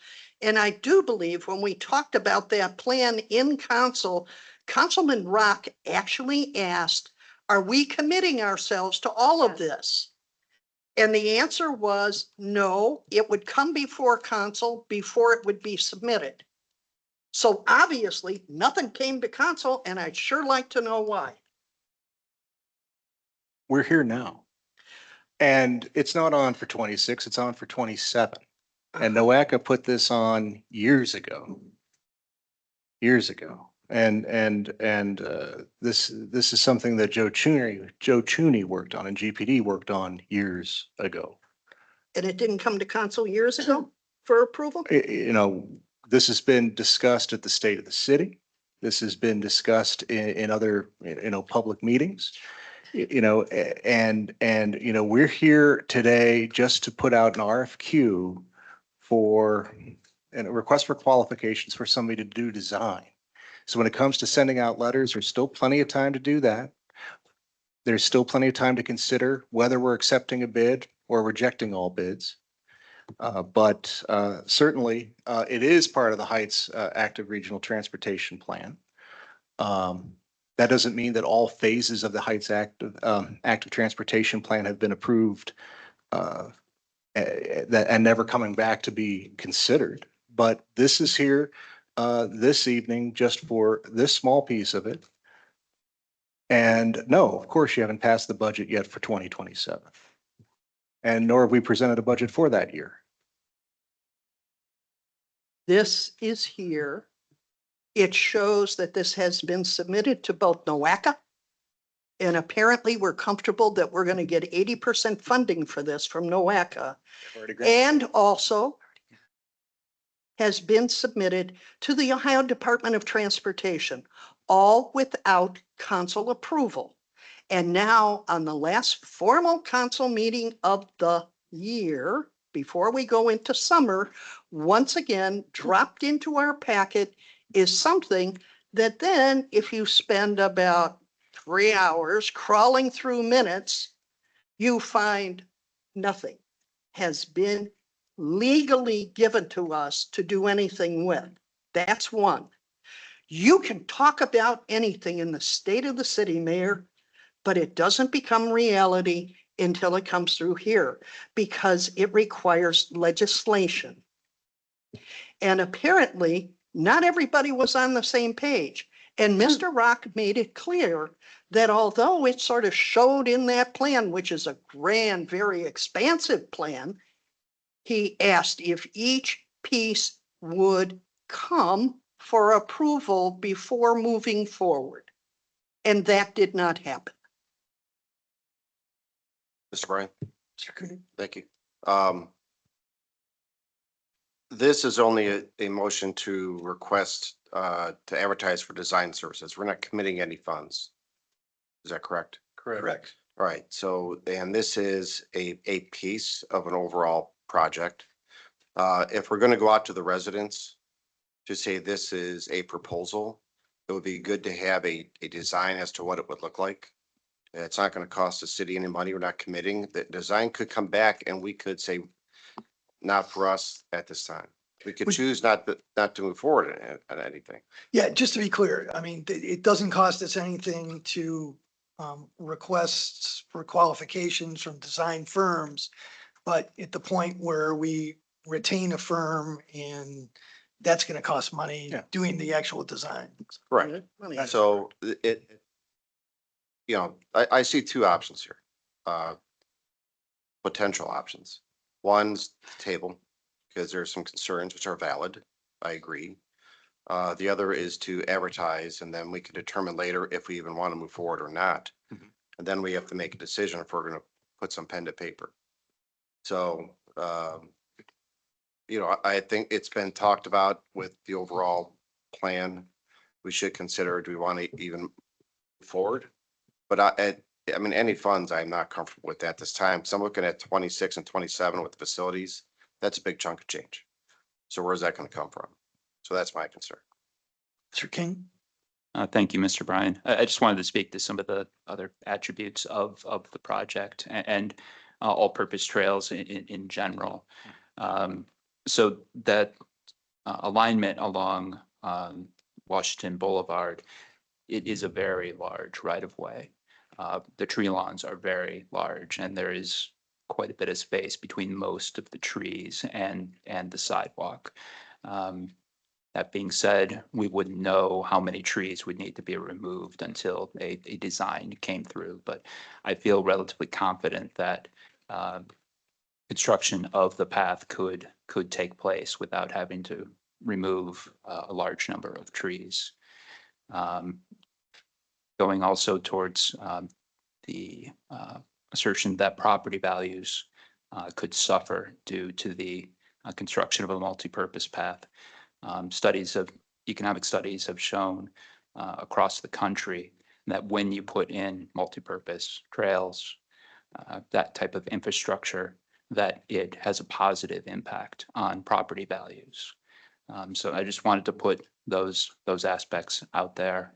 I don't think it hurts us at all to move forward with putting this out to bid, see what the bids come back as, and we can decide whether to go out for design services at that time. But we'll learn much. We'll learn more by putting this out. We'll know how much the design cost is, and if we move forward with the design, we'll learn even more. But there's a tremendous amount of funding that is already being, that's already on the table from NOACA and the state of Ohio, and I think it's definitely worth exploring how this could benefit our city. Thank you. 6. Thank you. Just brought to my mind about, we're just about to start, well, no, we've already started talking about weeds. That's our next ordinance. And on the tree lawn, I don't know how that would be impacted as well. And when I mentioned about the safety issue, I forgot to say that what I noticed is that it's a 25-mile-per-hour design speed, which fast. No, I think that's Tell me the what that drive, means. the roadway. The roadway. Okay, roadway. thank you. I'm like, Yeah. because motorized bikes can go pretty fast. And then what are the restrictions when it does come to us and we decide to go forward? How, what types of restrictions are enforceable even to keep it safe? The mayor just muttered, I think I heard him say we already received the funding. I didn't say anything. What did you say? I didn't mutter. I don't know what you're talking about.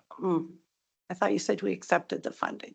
I didn't say Okay, I just wanted to know what the implications would be if we did. I don't know And if what we you're- decided not to proceed, well, it'll be in the video if we did.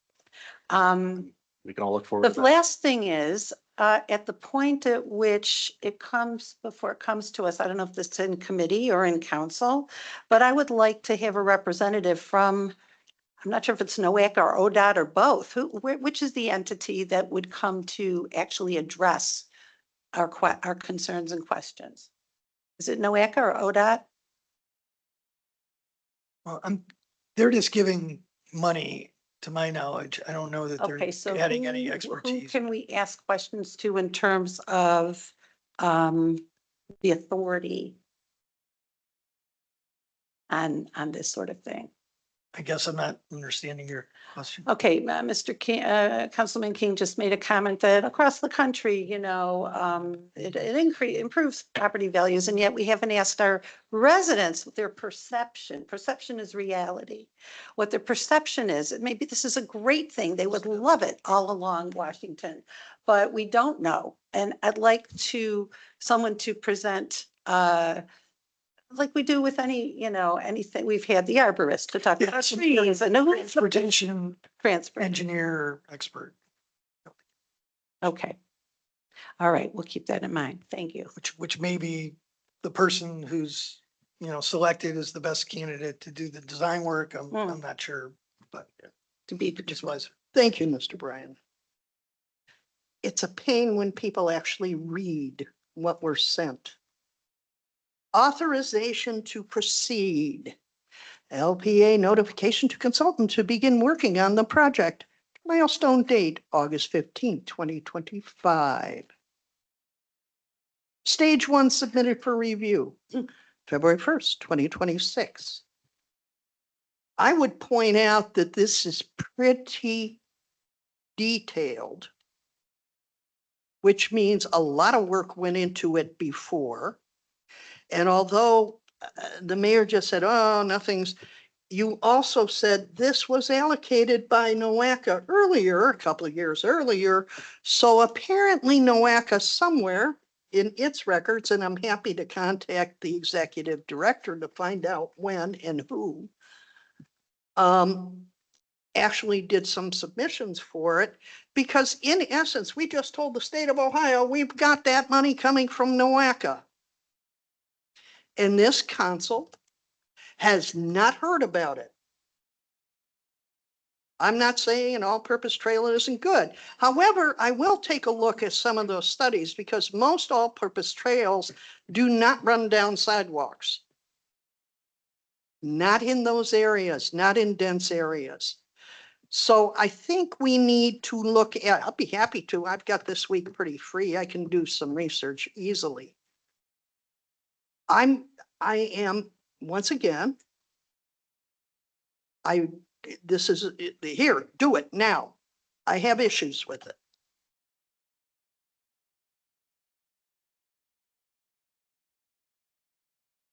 Somebody have a motion?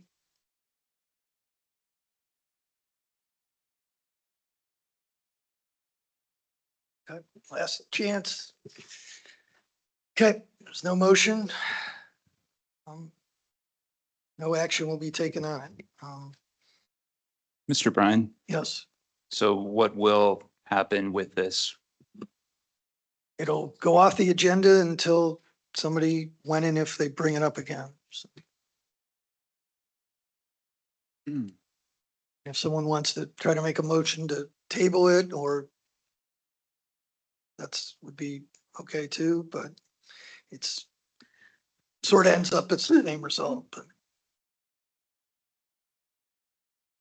I'll make a motion to table. I'll second. okay. Yes, Mr. King. I just wanted to comment on my motion to table. I really do think that we should be moving forward with this. I think this is a tremendous opportunity for our community. I'm tabling because I don't want to see this go away. I think we should continue learning more about it and seeing if there's a path forward. I don't see one this evening, so that's why my move to table. Mr. Bright. Ms. Weiser. I'll probably vote to table, but I have to say this. Once again, affected residents are ignored. And small groups getting together and deciding for the entire city are problematic. We have a lot of people in this city that experience a lot of stuff at street level. If the plans are good, they hold up. But for some reason, we appear to think that only a little group makes those decisions and we ignore residents' opinions. That I have a huge problem with. Ms. Thomas. Mr. King, Aye. Mrs. Sacks, Aye. Mr. Cooney. Aye. Ms. Weiser. Aye. Okay, motion's approved. Will be tabled. Item F, Resolution 2025-30, recognizing June 2025 as Pride Month in the city of University Heights, on second reading. Move to approve. Second. Motion by Ms. Weiser, seconded by Ms. Sacks. Any discussion or comments? Clarification, this was showing declaring an emergency. It's Can not, that was the language from I Do I need cleaned to up the amend? language of the ordinance that it's just, it has resolution for, and resolutions we don't need to be emergency legislation. So Okay, if it so, gets 5 votes, it passes right away. If it gets 4, it's effective. I just according to wanted to normal make law. sure that we can, Right. Okay. Ms. Thomas? Mr. King, Aye. Mrs. Sacks. Aye. Mr. Cooney. Aye. Ms. Weiser. aye. Resolution's approved. Item G, Resolution 2025-31, expressing opposition to anti-Semitism, declaring support for the city's Jewish community on second reading. Move to approve. I'll second. Motion by Ms. Weiser, seconded by Ms. Sacks. Any comments? I would like to. Thank you. Sacks. I want to thank once again Councilwoman Weiser for spearheading this and the council for getting behind it, and the mayor. It means a lot in this very turbulent time in our community, in our worldwide community. Thank you. Thank you. Ms. Thomas? Mr. King? Aye. Mr. Sacks? Aye. Mr. Cooney? Aye. Ms. Weiser? Aye. Okay, resolution's approved. Next, we have item H, ordinance 2025-33, declaring the property and structure known as and located at 2606 Edgerton Road to be a public nuisance on emergency. This will be on first reading since we do not have sufficient votes. And just so everyone knows, this property is under foreclosure. There are negotiations between the company that owns the property and the bank to expedite the transfer so that the property can get sold as soon as possible to a new owner who will hopefully take care of the property and fix it up. So this would be just in case those steps don't move along as planned. The prosecutor would be able to step in and move forward at that time. So it will be on second reading at the next meeting. Item I, resolution number 2025-24, adopting the alternative 2026 tax budget on second reading. And just to remind everyone from last meeting, this is a ministerial requirement that the city has to take every year and get it into the county to justify the city's existing tax levies and millage to show that we need it and are entitled to it. So it was prepared by the finance department. And like I said, there's a deadline in mid-July to get that in. Is there a motion to approve the resolution? I'll make the motion, but I do want to ask a question. All right, is there a second first? I'll second. Seconded by Mr. Cooney. Yes. All right. Weiser. God, it's a pain having been around the city too long. In the 1970s, and I had a wonderful visit about 5-6 years ago to Miss Thomas's office down in the basement, prowling through the 1970 ordinances. A previous council approved an ordinance dedicating a levy that was approved. It's inside millage for EMS training. So it was dedicated to EMS training. And having been on the auxiliary committee, finance committee, I know we discussed this and it went back and forth, and we've had budget finance directors that said, oh, it's okay because it sort of gets to the fire department. I'm assuming it's the 0.20 rate because it was a low rate. But it just reads debt service inside. I think we need to approve this tonight. We need to get this to the budget commission.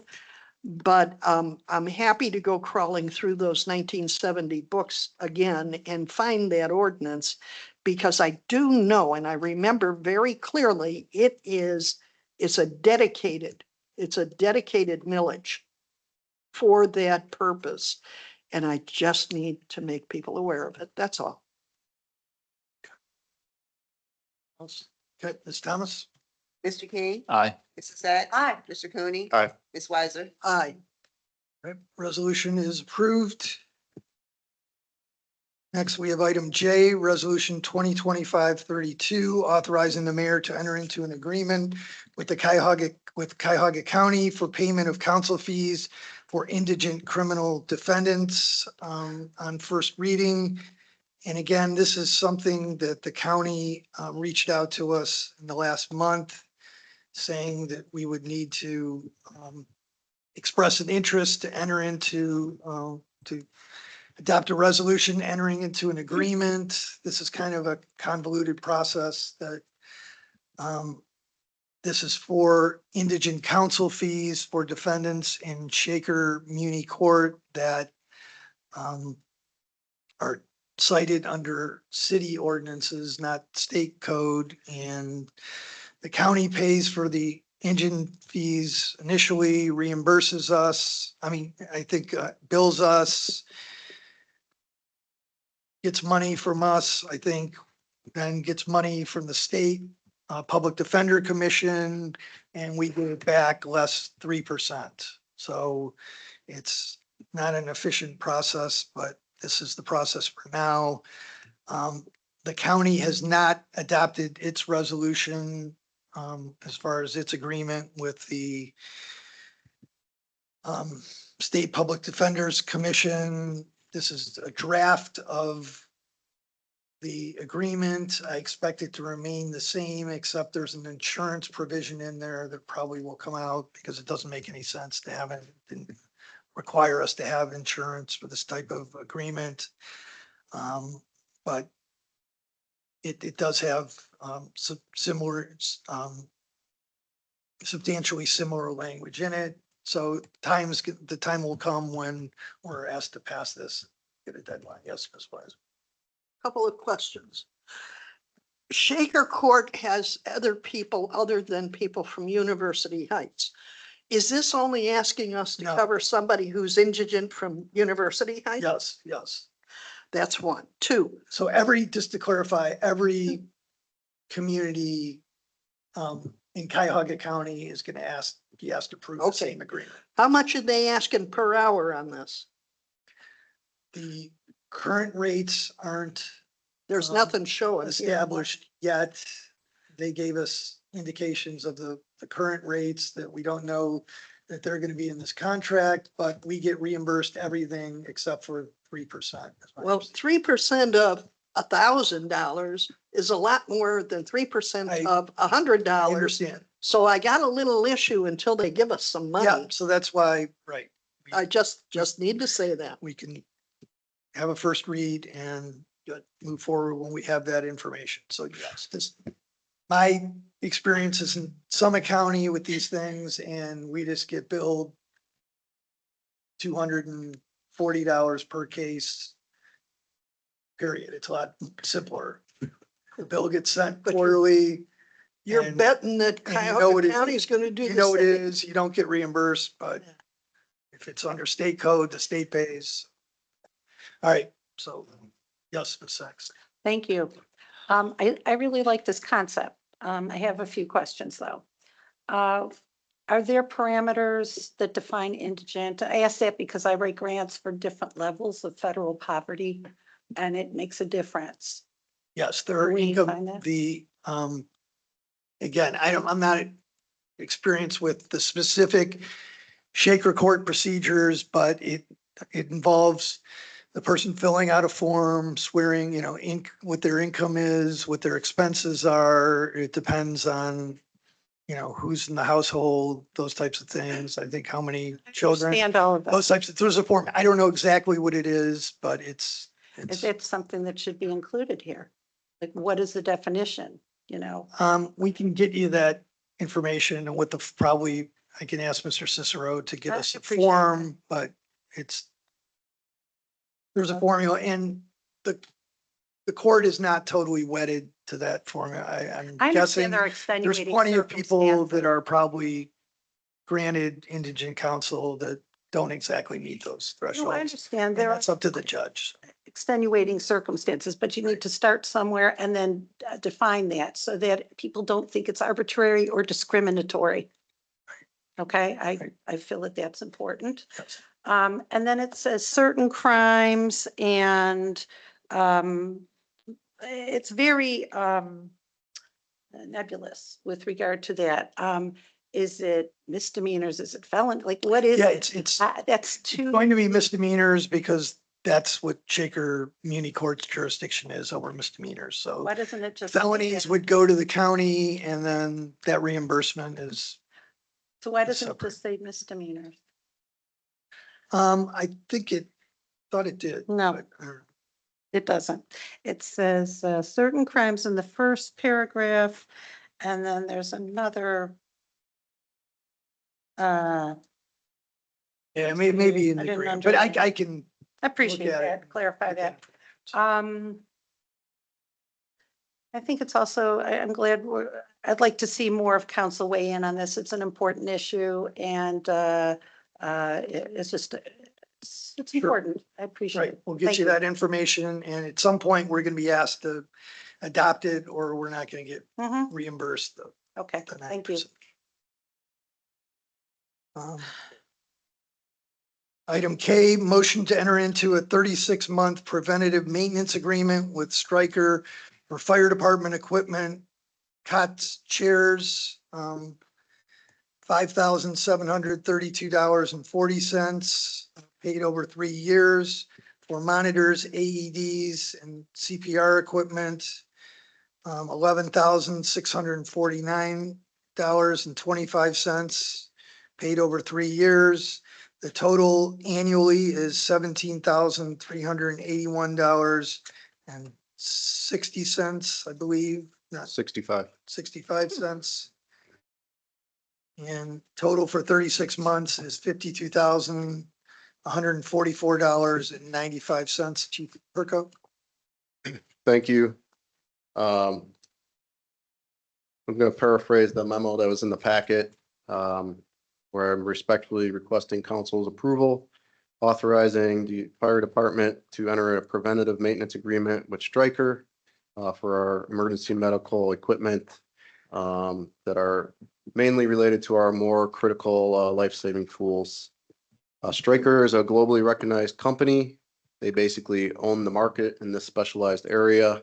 We're talking about servicing our power cot systems, the power load systems that the cots go into the ambulance, stair chairs, which is a device that basically is a chair with a track mechanism that allows us to have assistance getting people downstairs, patients downstairs safely. This is for our cardiac monitors, AEDs, and our Lucas CPR chest compression systems. As I said, Stryker owns the market and currently no other provider in Northeast Ohio can offer this full spectrum preventative maintenance, factory certified service with original parts for this type of equipment. Their trained technicians are certified to maintain manufacturer warranties and ensure National Fire Protection Association and Commission on Accreditation of Ambulance Service Compliance. We may be looking to also purchase new cot and load system, which was built into the pricing of the new ambulance that will hopefully be coming this year.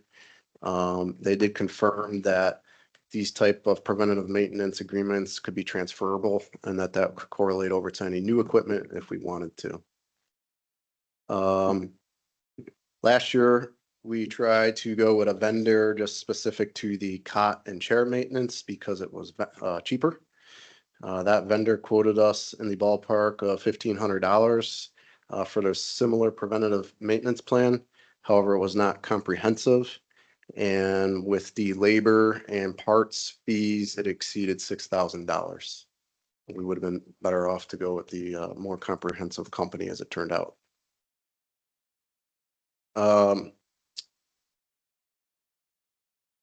This agreement will provide annual comprehensive services for all the equipment that I identified, parts and labor for a locked-in pricing of 3 years. I spoke with the finance director as our EMS equipment maintenance budget only has $30 available in it. And we will have to see where we can find funding for this within the fire department's budget or come to council for an amendment at some point in time.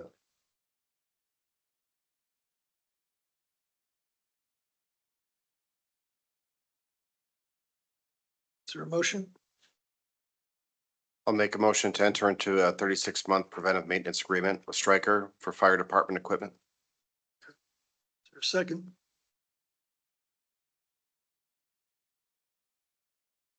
I'll second. Seconded by Mr. King. Any discussion? Ms. Weiser? All right. You included an awful lot of material. Apparently you did request this in your budget, right? That is correct for 2025. Pardon? For 2025, that's correct. So this amount is a part of your appropriation? No, it is not. That budget amount I included in the packet, the 2025 addendum to my capital needs. And I specifically requested $20,000 for medical equipment maintenance contract, stating the new contract would cover annual maintenance and services of advanced EMS equipment to Right, include. you submitted that in October, am I correct? Of last year. Correct. So that was submitted to the administration, but the dollar amount was not included in the budget that came to council? Correct. This was provided for the budgetary meetings for 2025's budget. It was discussed, I believe, at the public meetings as well. And what was approved in the budget for that specific line number was $1,030, of which 30 is remaining. So in essence, we're not just approving a maintenance agreement.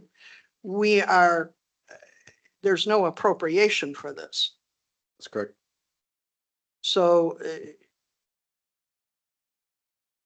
we need a corresponding appropriation.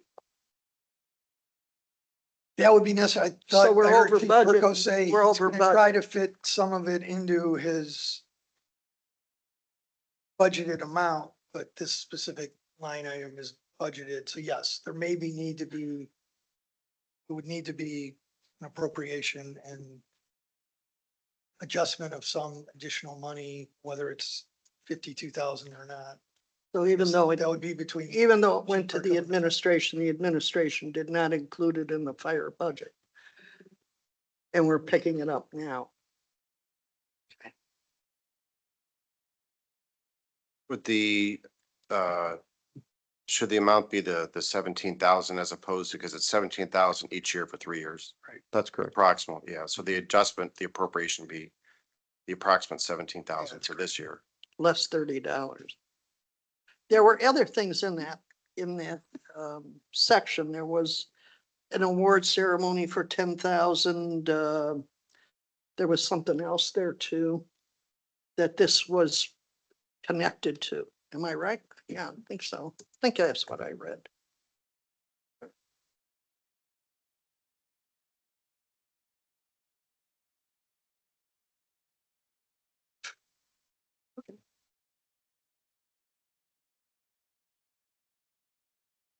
Sex. Thank you. In response to that, and I'm wondering, there were other things that were purchased, but not, perhaps could have been used here, like the 911 signs that were posted. How much were those? They could have offset some of this. That was a decision that was made. Was that in this in your department? I do not know. You say yes and you say no? No, that's in the sign budget with the service department. So, Do you have something against 911? I just said I didn't many times. I said I believe in it. Did I not? Maybe. Well, you seem to be Can't- criticizing educational No, efforts. Please, I'm trying to find some money for this very important service. So you're finding it in an item that we've already spent the money on. I'm done. Mr. Bryan? We're not. Chief Perko, in the 2024, in the budget, the 2024 expense was for $16,376.57. Would that have included a service agreement such as this? Most likely the one similar to this from the other company. Similar, right. So essentially last year, it was approved and allocated, but I'm not sure why for this year was only, it was that particular line item may have been reduced to 1,000. There As were a opposed number to of, being maintained at 17,000. there were a number of lines that were either reduced or cut this year Okay. with regard to the overall Oh, budget. that probably happened when we were coming up with the 300,000 additional for the health package for the employees. Correct. That could have been possible, yeah. So essentially, it's a service that you've already experienced. We're just trying to continue it for this coming year.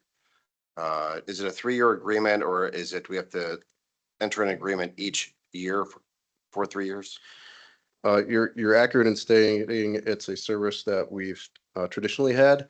Although, for the last number of years, we've not gone out for long-term agreements. I typically don't feel comfortable doing that. But since COVID, all we've seen is prices go up every single year. They've assured me that the prices will be going up next year. So I think in this instance, the 3-year commitment is wise. And by getting into this agreement now, it'll lock us in for those 3 years. And we're also dealing with the manufacturer that would be providing the service for those agreements in order to keep the warranty active, Correct. correct? Those Yeah. that have a remaining warranty. Right. So my experience, if you deviate from the manufacturer, provide service, it could invalidate the warranty. That's correct. Thank you. Sachs? Thank you. So in the 3-year prevent NB document, has that already expired? May 4th?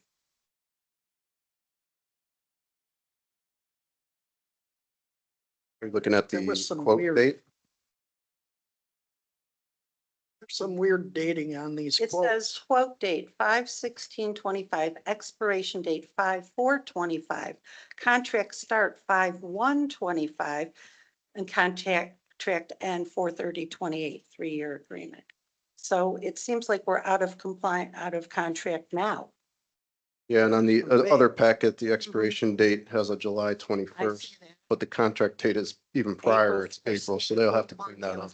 About that, so this doesn't make sense.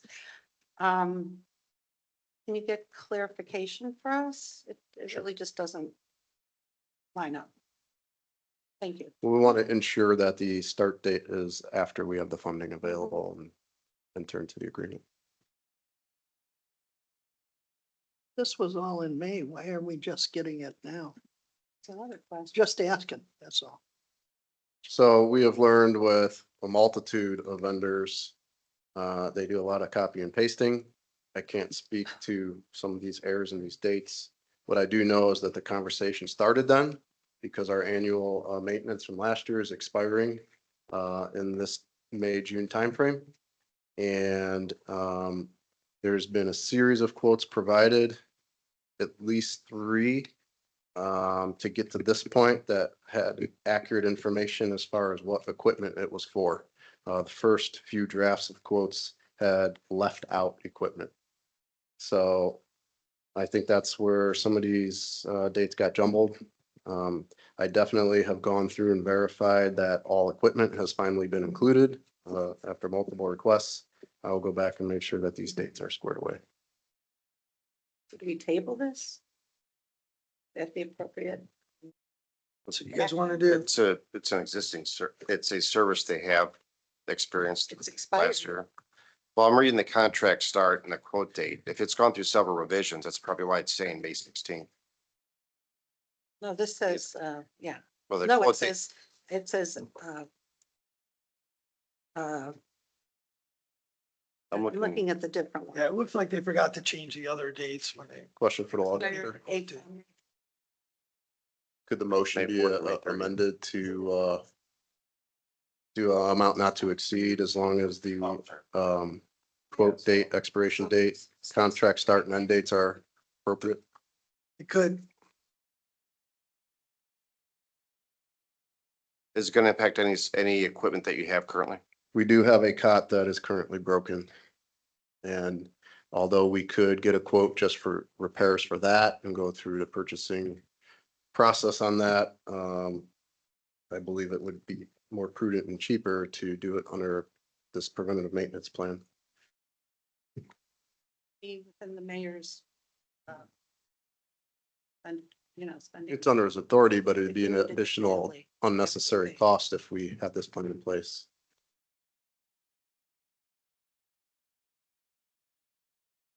I make a motion. Do we have a motion on the table? Okay. There's a motion. Second by King. Call a question. Did you want to amend your motion, Mr. Cooney? What do you?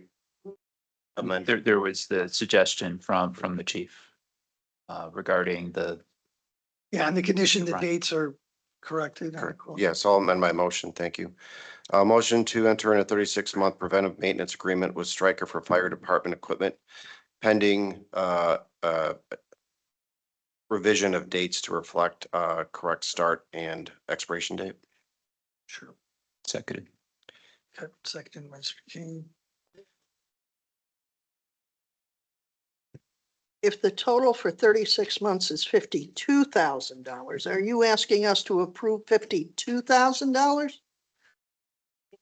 At this time, I'm just asking to approve to enter into the agreement. Yes. And what that would mean is subsequently, I would need to get the approval for the 17,381. But you're also This going year. to have, you are in Yeah, essence. Yeah, if I you- disagree. It's, Yeah. you're approving the 52,000, but only $17,381 and Is in this 65 cents budget per year. year. So we need to be clear, we're not just approving a contract for $17,000. We're approving a contract for $52,000, of which we have to boost the appropriation by 17,000 for budget year 2025. And then we are also committing the city to the same amount for budget year 2026 and 2027. Right, Correct. less the 1,000, whatever those are. Yeah, well, $30. less the Right. change. Essentially, we're returning it to its previous levels. Pardon? We're returning the amount to its previous level. What has been done in the past, as I mentioned in the 2024 budget Here, per year. but Correct, we are per year. approving a contract that totals $52,000. Correct. So then Okay, as long as we're all clear on I'm, that. I'm with you. Okay. Sex. Thank you. So in the past, are you saying that since the pandemic, we've been approving these things in 3-year increments? Forgive me for not remember, or 1 year, 1 year, 1 year. I was stating that historically, even before the pandemic, they've been just annually only. Which That, could also be considered here tonight as well. I'm just, with what we've been seeing, do expect the prices to increase. So it's up to you if you want to do So the do you 1 wanna year or pay- 3.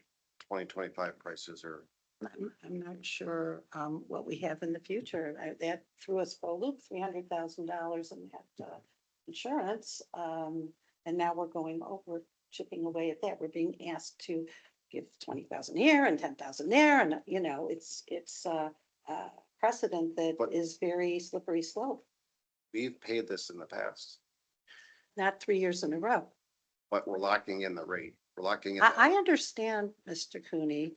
What you're not understanding though is we committed to, we worked very hard to balance the budget because we had that very expensive insurance. And now tonight, on a couple of different items, we're asked to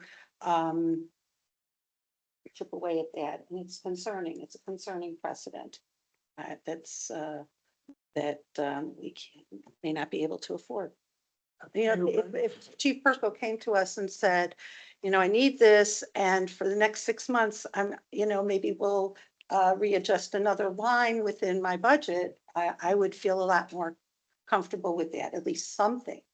Nothing is being budgeted, and that's my point. Mayor Brennan? Yes, Chief, what is the consequence if we don't do this? Does it affect the fire department's ability to protect the community? Does it affect operational readiness? What's it look like if we don't do this? In short, yes, it could affect operational readiness. In the memo, there's a couple bullet points that I think sums up your inquiry about maintaining proper function, extending equipment lifespan, complying with regulatory inspections. More importantly, perhaps avoiding catastrophic failure during patient care, et cetera. All right, well, I would hope that we would be in favor of keeping the fire department operationally ready. Thank you. Thomas? Mr. King, Aye. Mrs. Sacks, Aye. Mr. Cooney, Aye. Ms. Weiser. Aye. Motion's approved. Item L, motion to accept sponsorship donation check from Dollar Bank for the 2025 Juneteenth celebration in the amount of $10,000. Yes, yes. We weren't necessarily expecting Dollar Bank to come through with a $10,000 donation as they did last year. And as it turns out, they did come through with one, and they came through with one much later than they did the previous year. But we are grateful to Dollar Bank for its commitment to the Juneteenth celebration here in University Heights. And technically, we should be formally accepting, the sponsorship. This is a companion to then the following motion where we would adjust the budget overall and apply the $10,000 to the overall budget. As the council will recall, starting with this budget cycle, the council decided to combine all events into one events budget rather than having separate events budgets as we had in the past. So as we expanded the offerings at Juneteenth as a response to the receipt of the $10,000 check, it only makes sense then that we would also adjust the budget to reflect the additional $10,000 to further the intentions of the sponsor, i.e. Dollar Bank. I thank Dollar Bank for their continued support of the University Heights Juneteenth celebration and look forward to the council approving this item and the next one. Thank you. Mr. King? Thank you, Mr. Bryan. I'd like to reiterate my gratefulness to Dollar Bank for continuing to sponsor the University Heights Juneteenth celebration, in particular this year. And I will make a motion to accept sponsorship donation check from Dollar Bank for the 2025 Juneteenth celebration in the amount of $10,000. Thank you. Is there a second? I'll second. Second, Mr. Cooney. Any questions or discussion? I just have a question. We've never done this before, although Dollar Bank has been very kind and has donated $10,000 every year. Is there a reason we have to formally accept it, or is this just that we suddenly realized we needed to publicly acknowledge that they're doing this?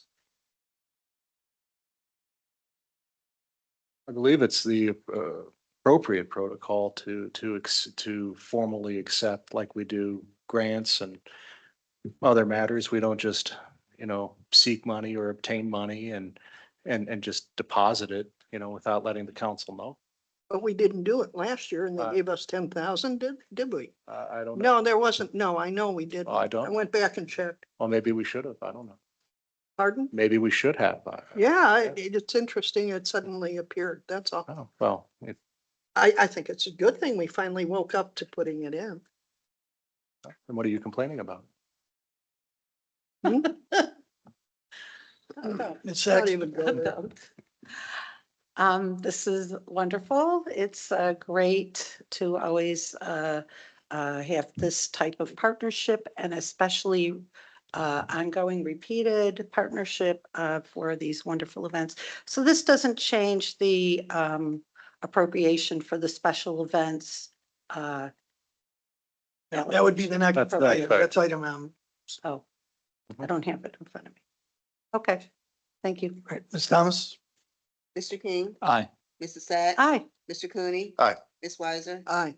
That motion's approved. Item M, motion to approve budget adjustment for the 2025 recreation entertainment budget by $10,000 for a budget increase from 95,000 to 105,000. And this was tabled last meeting, so I think to consider it, we would need to take it off the table.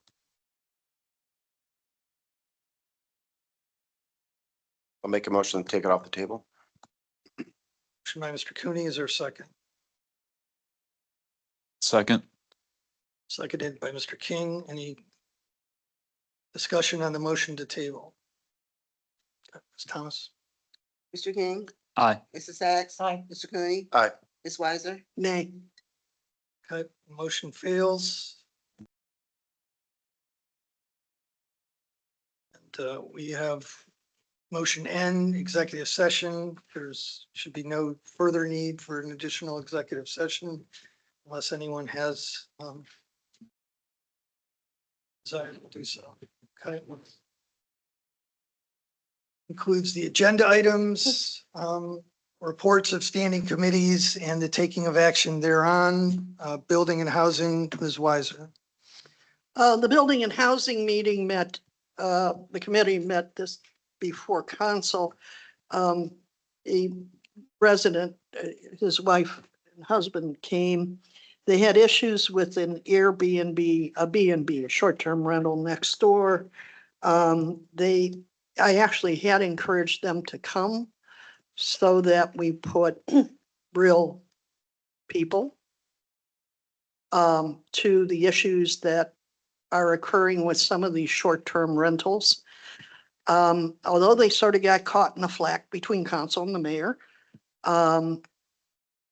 The good thing that came out of it is we did establish that since it was passed and signed by the mayor, it is an active ordinance. And the police department can actually charge them under a number of different things because that particular ordinance limits the number of people that you can rent a short-term rental to. So there was a party of 80 people, which was far in excess of that. They hadn't even come to City Hall to get a permit, so that would be chargeable. And there were some other issues. We also can use the noise ordinance, but that relies on people calling. This gives some guns that are there. And although right now there's no major enforcement of that short-term rental ordinance because it's on the book, the police department could do that. And we encourage the mayor to let the police department know they could. And if they do, good. That not all short-term rentals are a problem. Some of them, the neighbors don't even realize they're short-term rentals. But the ones that are a problem are major problems for people that live in that area. Hopefully we'll get some resolution. There were a couple other items that, or one item that we asked Mr. Bryan to look into. And we might do some revisions there that finally might be able to take care of the issues that we have with them.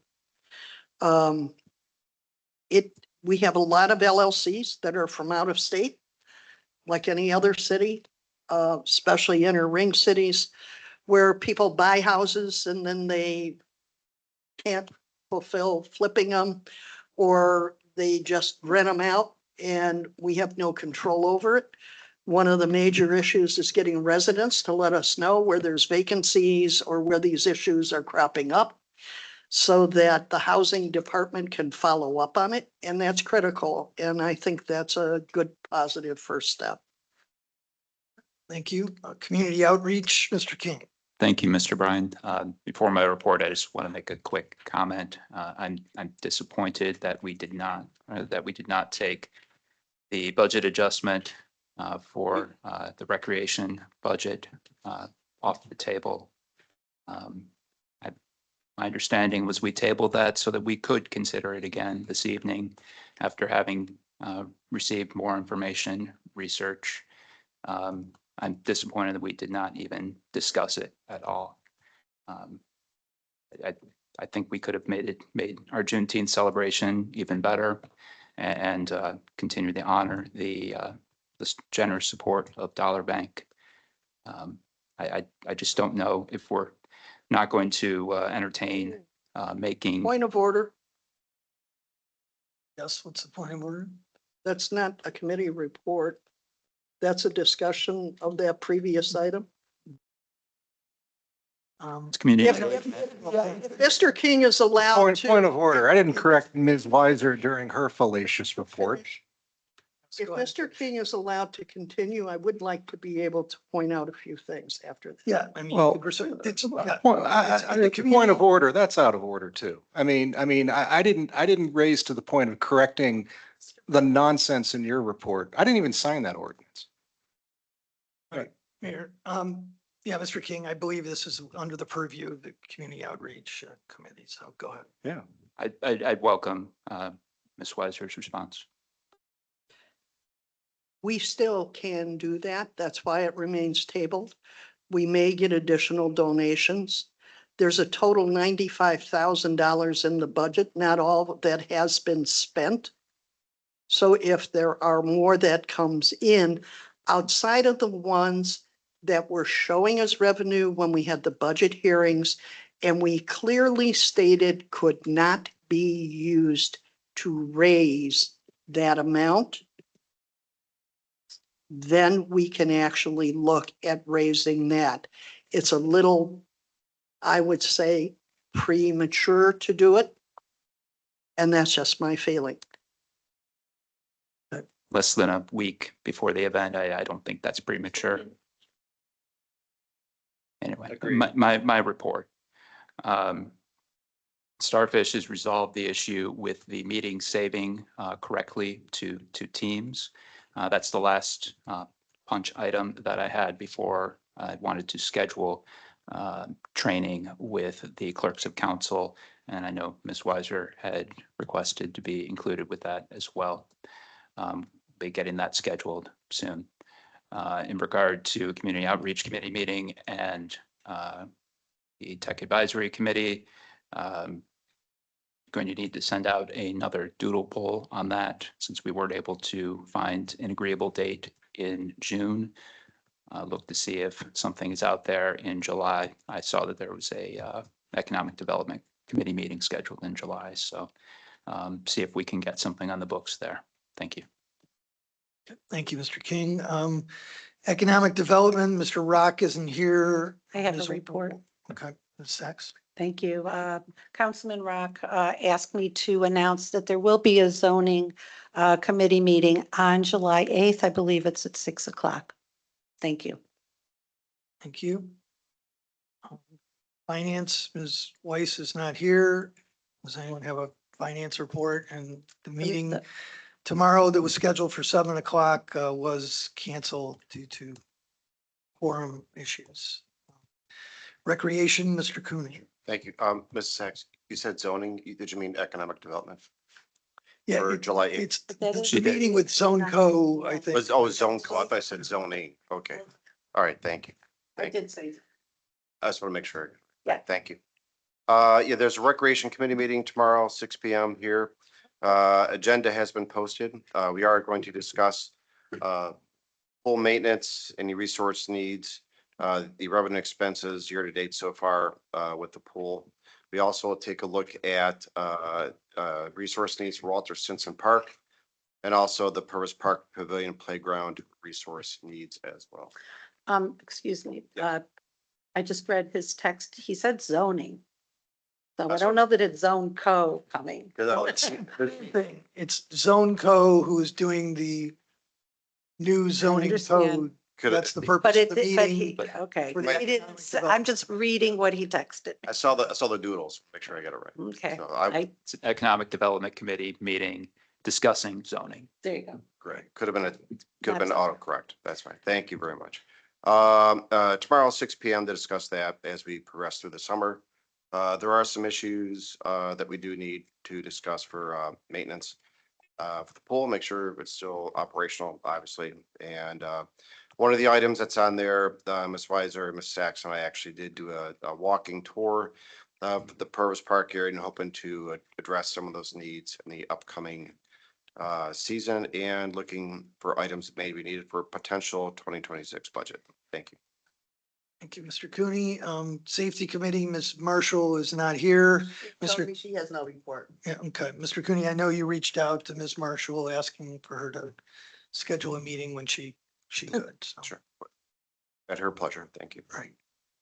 Service and Utilities, Ms. Sachs. Thank you. We had a joint committee meeting, Service and Utilities with Building and Housing on June 9th. We completed reviewing the ordinance 2024-65 trees, shrubs, and hedges, which the law director has been asked to update and distribute to committee members so we can move forward with that. And we started reviewing ordinance 2024-64 weeds, which I will be asking Ms. Thomas to help with doodle polls to finish that ordinance. I think we'd like to proceed and try to find some dates for special joint sessions during the summer, so I'll be in touch with you. And then separately during the summer, I'll be sending out a doodle for Service and Utilities Committee meeting. We'll see what we can get. Thank you. Thank you. Is there a committee of the whole report? We haven't had one. Okay. Any reports of special committees Yes. taking action? Thank you. The CIC is meeting on Wednesday, June 18th at 6 o'clock at the annex for strategic planning. Any unfinished and miscellaneous business? Yes, yes. I just want to make sure it's clear for the record. I did not sign off on the tax increase that Winweiser sponsored and this council passed on short-term rentals in this city. And, you know, one of the reasons I did not sign off on it, besides it being an unnecessary tax increase, is that it will actually cost more to collect the tax than we will ever hope to collect from it. So, it's been represented that I signed it. I did not sign it. Secondly, I think it's bad business that we would accept $10,000 from Dollar Bank and not make an adjustment that allows us to spend that money. You know, I don't know if we have to give the money back now or what we'll do with that exactly, but There's it is. no requirement to give the money No. back. Well, it is bad business that we would accept a sponsorship and then not enhance that event. I mean, the city council combined all the events into one budget, reduced it by the amount of last year's Juneteenth celebration, and then left it to the administration to, you know, make the cuts as we will. So thanks for that. And, you know, what we do now with Dollar Bank's sponsorship leaves me uneasy. And, you know, it's hard to ask, you know, a good corporate citizen like Dollar Bank, you know, to continue to support city events if we're not going to make adjustments to events to make them better. They didn't give us $10,000 to not increase the event. They gave us $10,000 to make that event bigger and better than it would otherwise be without it. Thank you. Ms. Sachs. In short, there's money still in the budget to do that. You have the most flexibility as ever. And also, that's not a thing. If you're given a sponsorship, it's not even a grant, it's a sponsorship. There should be no strings attached. It's money gifted for a beautiful event, a free will. So if you want to interpret it that way, that would be a detriment to the event, to Juneteenth. Thank you. Ms. Weiser. Yeah. Mr. Bryan, would you confirm? One, if the mayor does not sign an ordinance but does not veto it, is it law? Yes. Nobody said it wasn't. It goes into effect after the time. Thank for you. vetoing it. Second question, the tax that is included in the short-term rental, what type of tax is that? It's a 3% tax on the gross rental proceeds for the short-term rental. It is a 3% tax on the gross rental proceeds of the person that is making money renting that house out as a short-term rental. Right, and it's added on, it's supposed to be added on to the price of the short-term rental collected by the property owner, remitted. So quarterly. before we give an incorrect impression to people that I am taxing people, no, that was part of the short-term rental or short-term rental ordinance, and it deals that as a business tax. Thank you. Motion to adjourn. So moved. Second. Thomas. Mr. King, Aye. Mrs. Sacks, Oh, I don't know. Mr. Cooney, Yes. Ms. Weiser. Okay, we adjourn If at I didn't 9:49. say aye, didn't if I even don't say say aye, we don't adjourn, right? Yeah, you got the majority. Aye.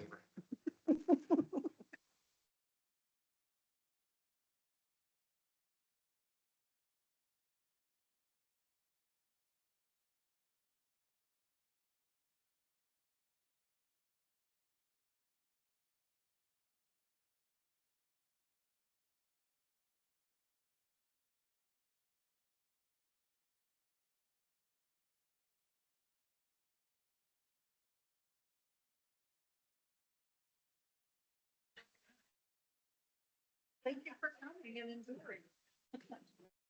And for the whole night. Thank you. Thank you. Yeah, that's how you do it. All right.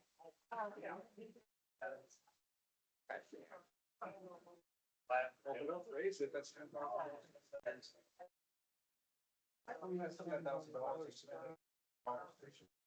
Yeah. So it's all the money that comes in.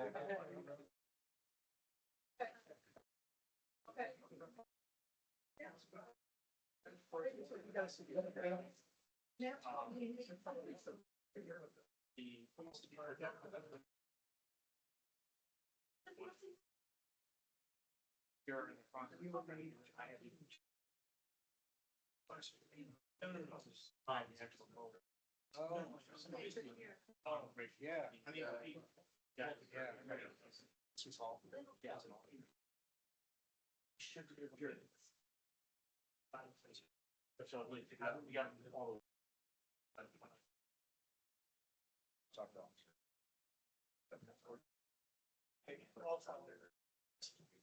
Yes, you got, but. Yeah. And there was. It looks like July. And there's. Yeah, there was this.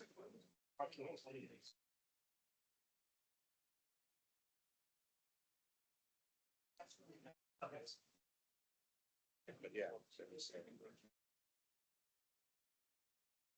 Expect there are.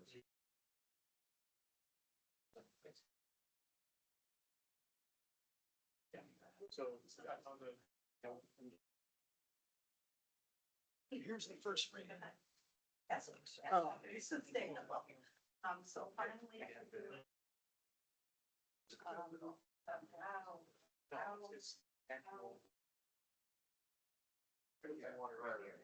And it's just a matter of. At some point. I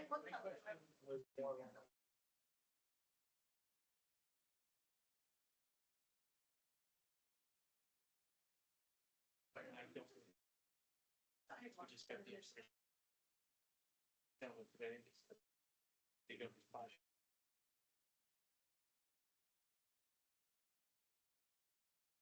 Yeah, but we don't. That's the road.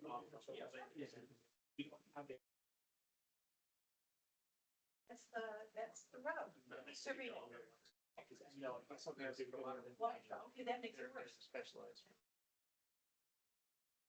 Yeah, sometimes that's not, you don't like it, you don't need it. I mean, I'm an engineer, that's what I do.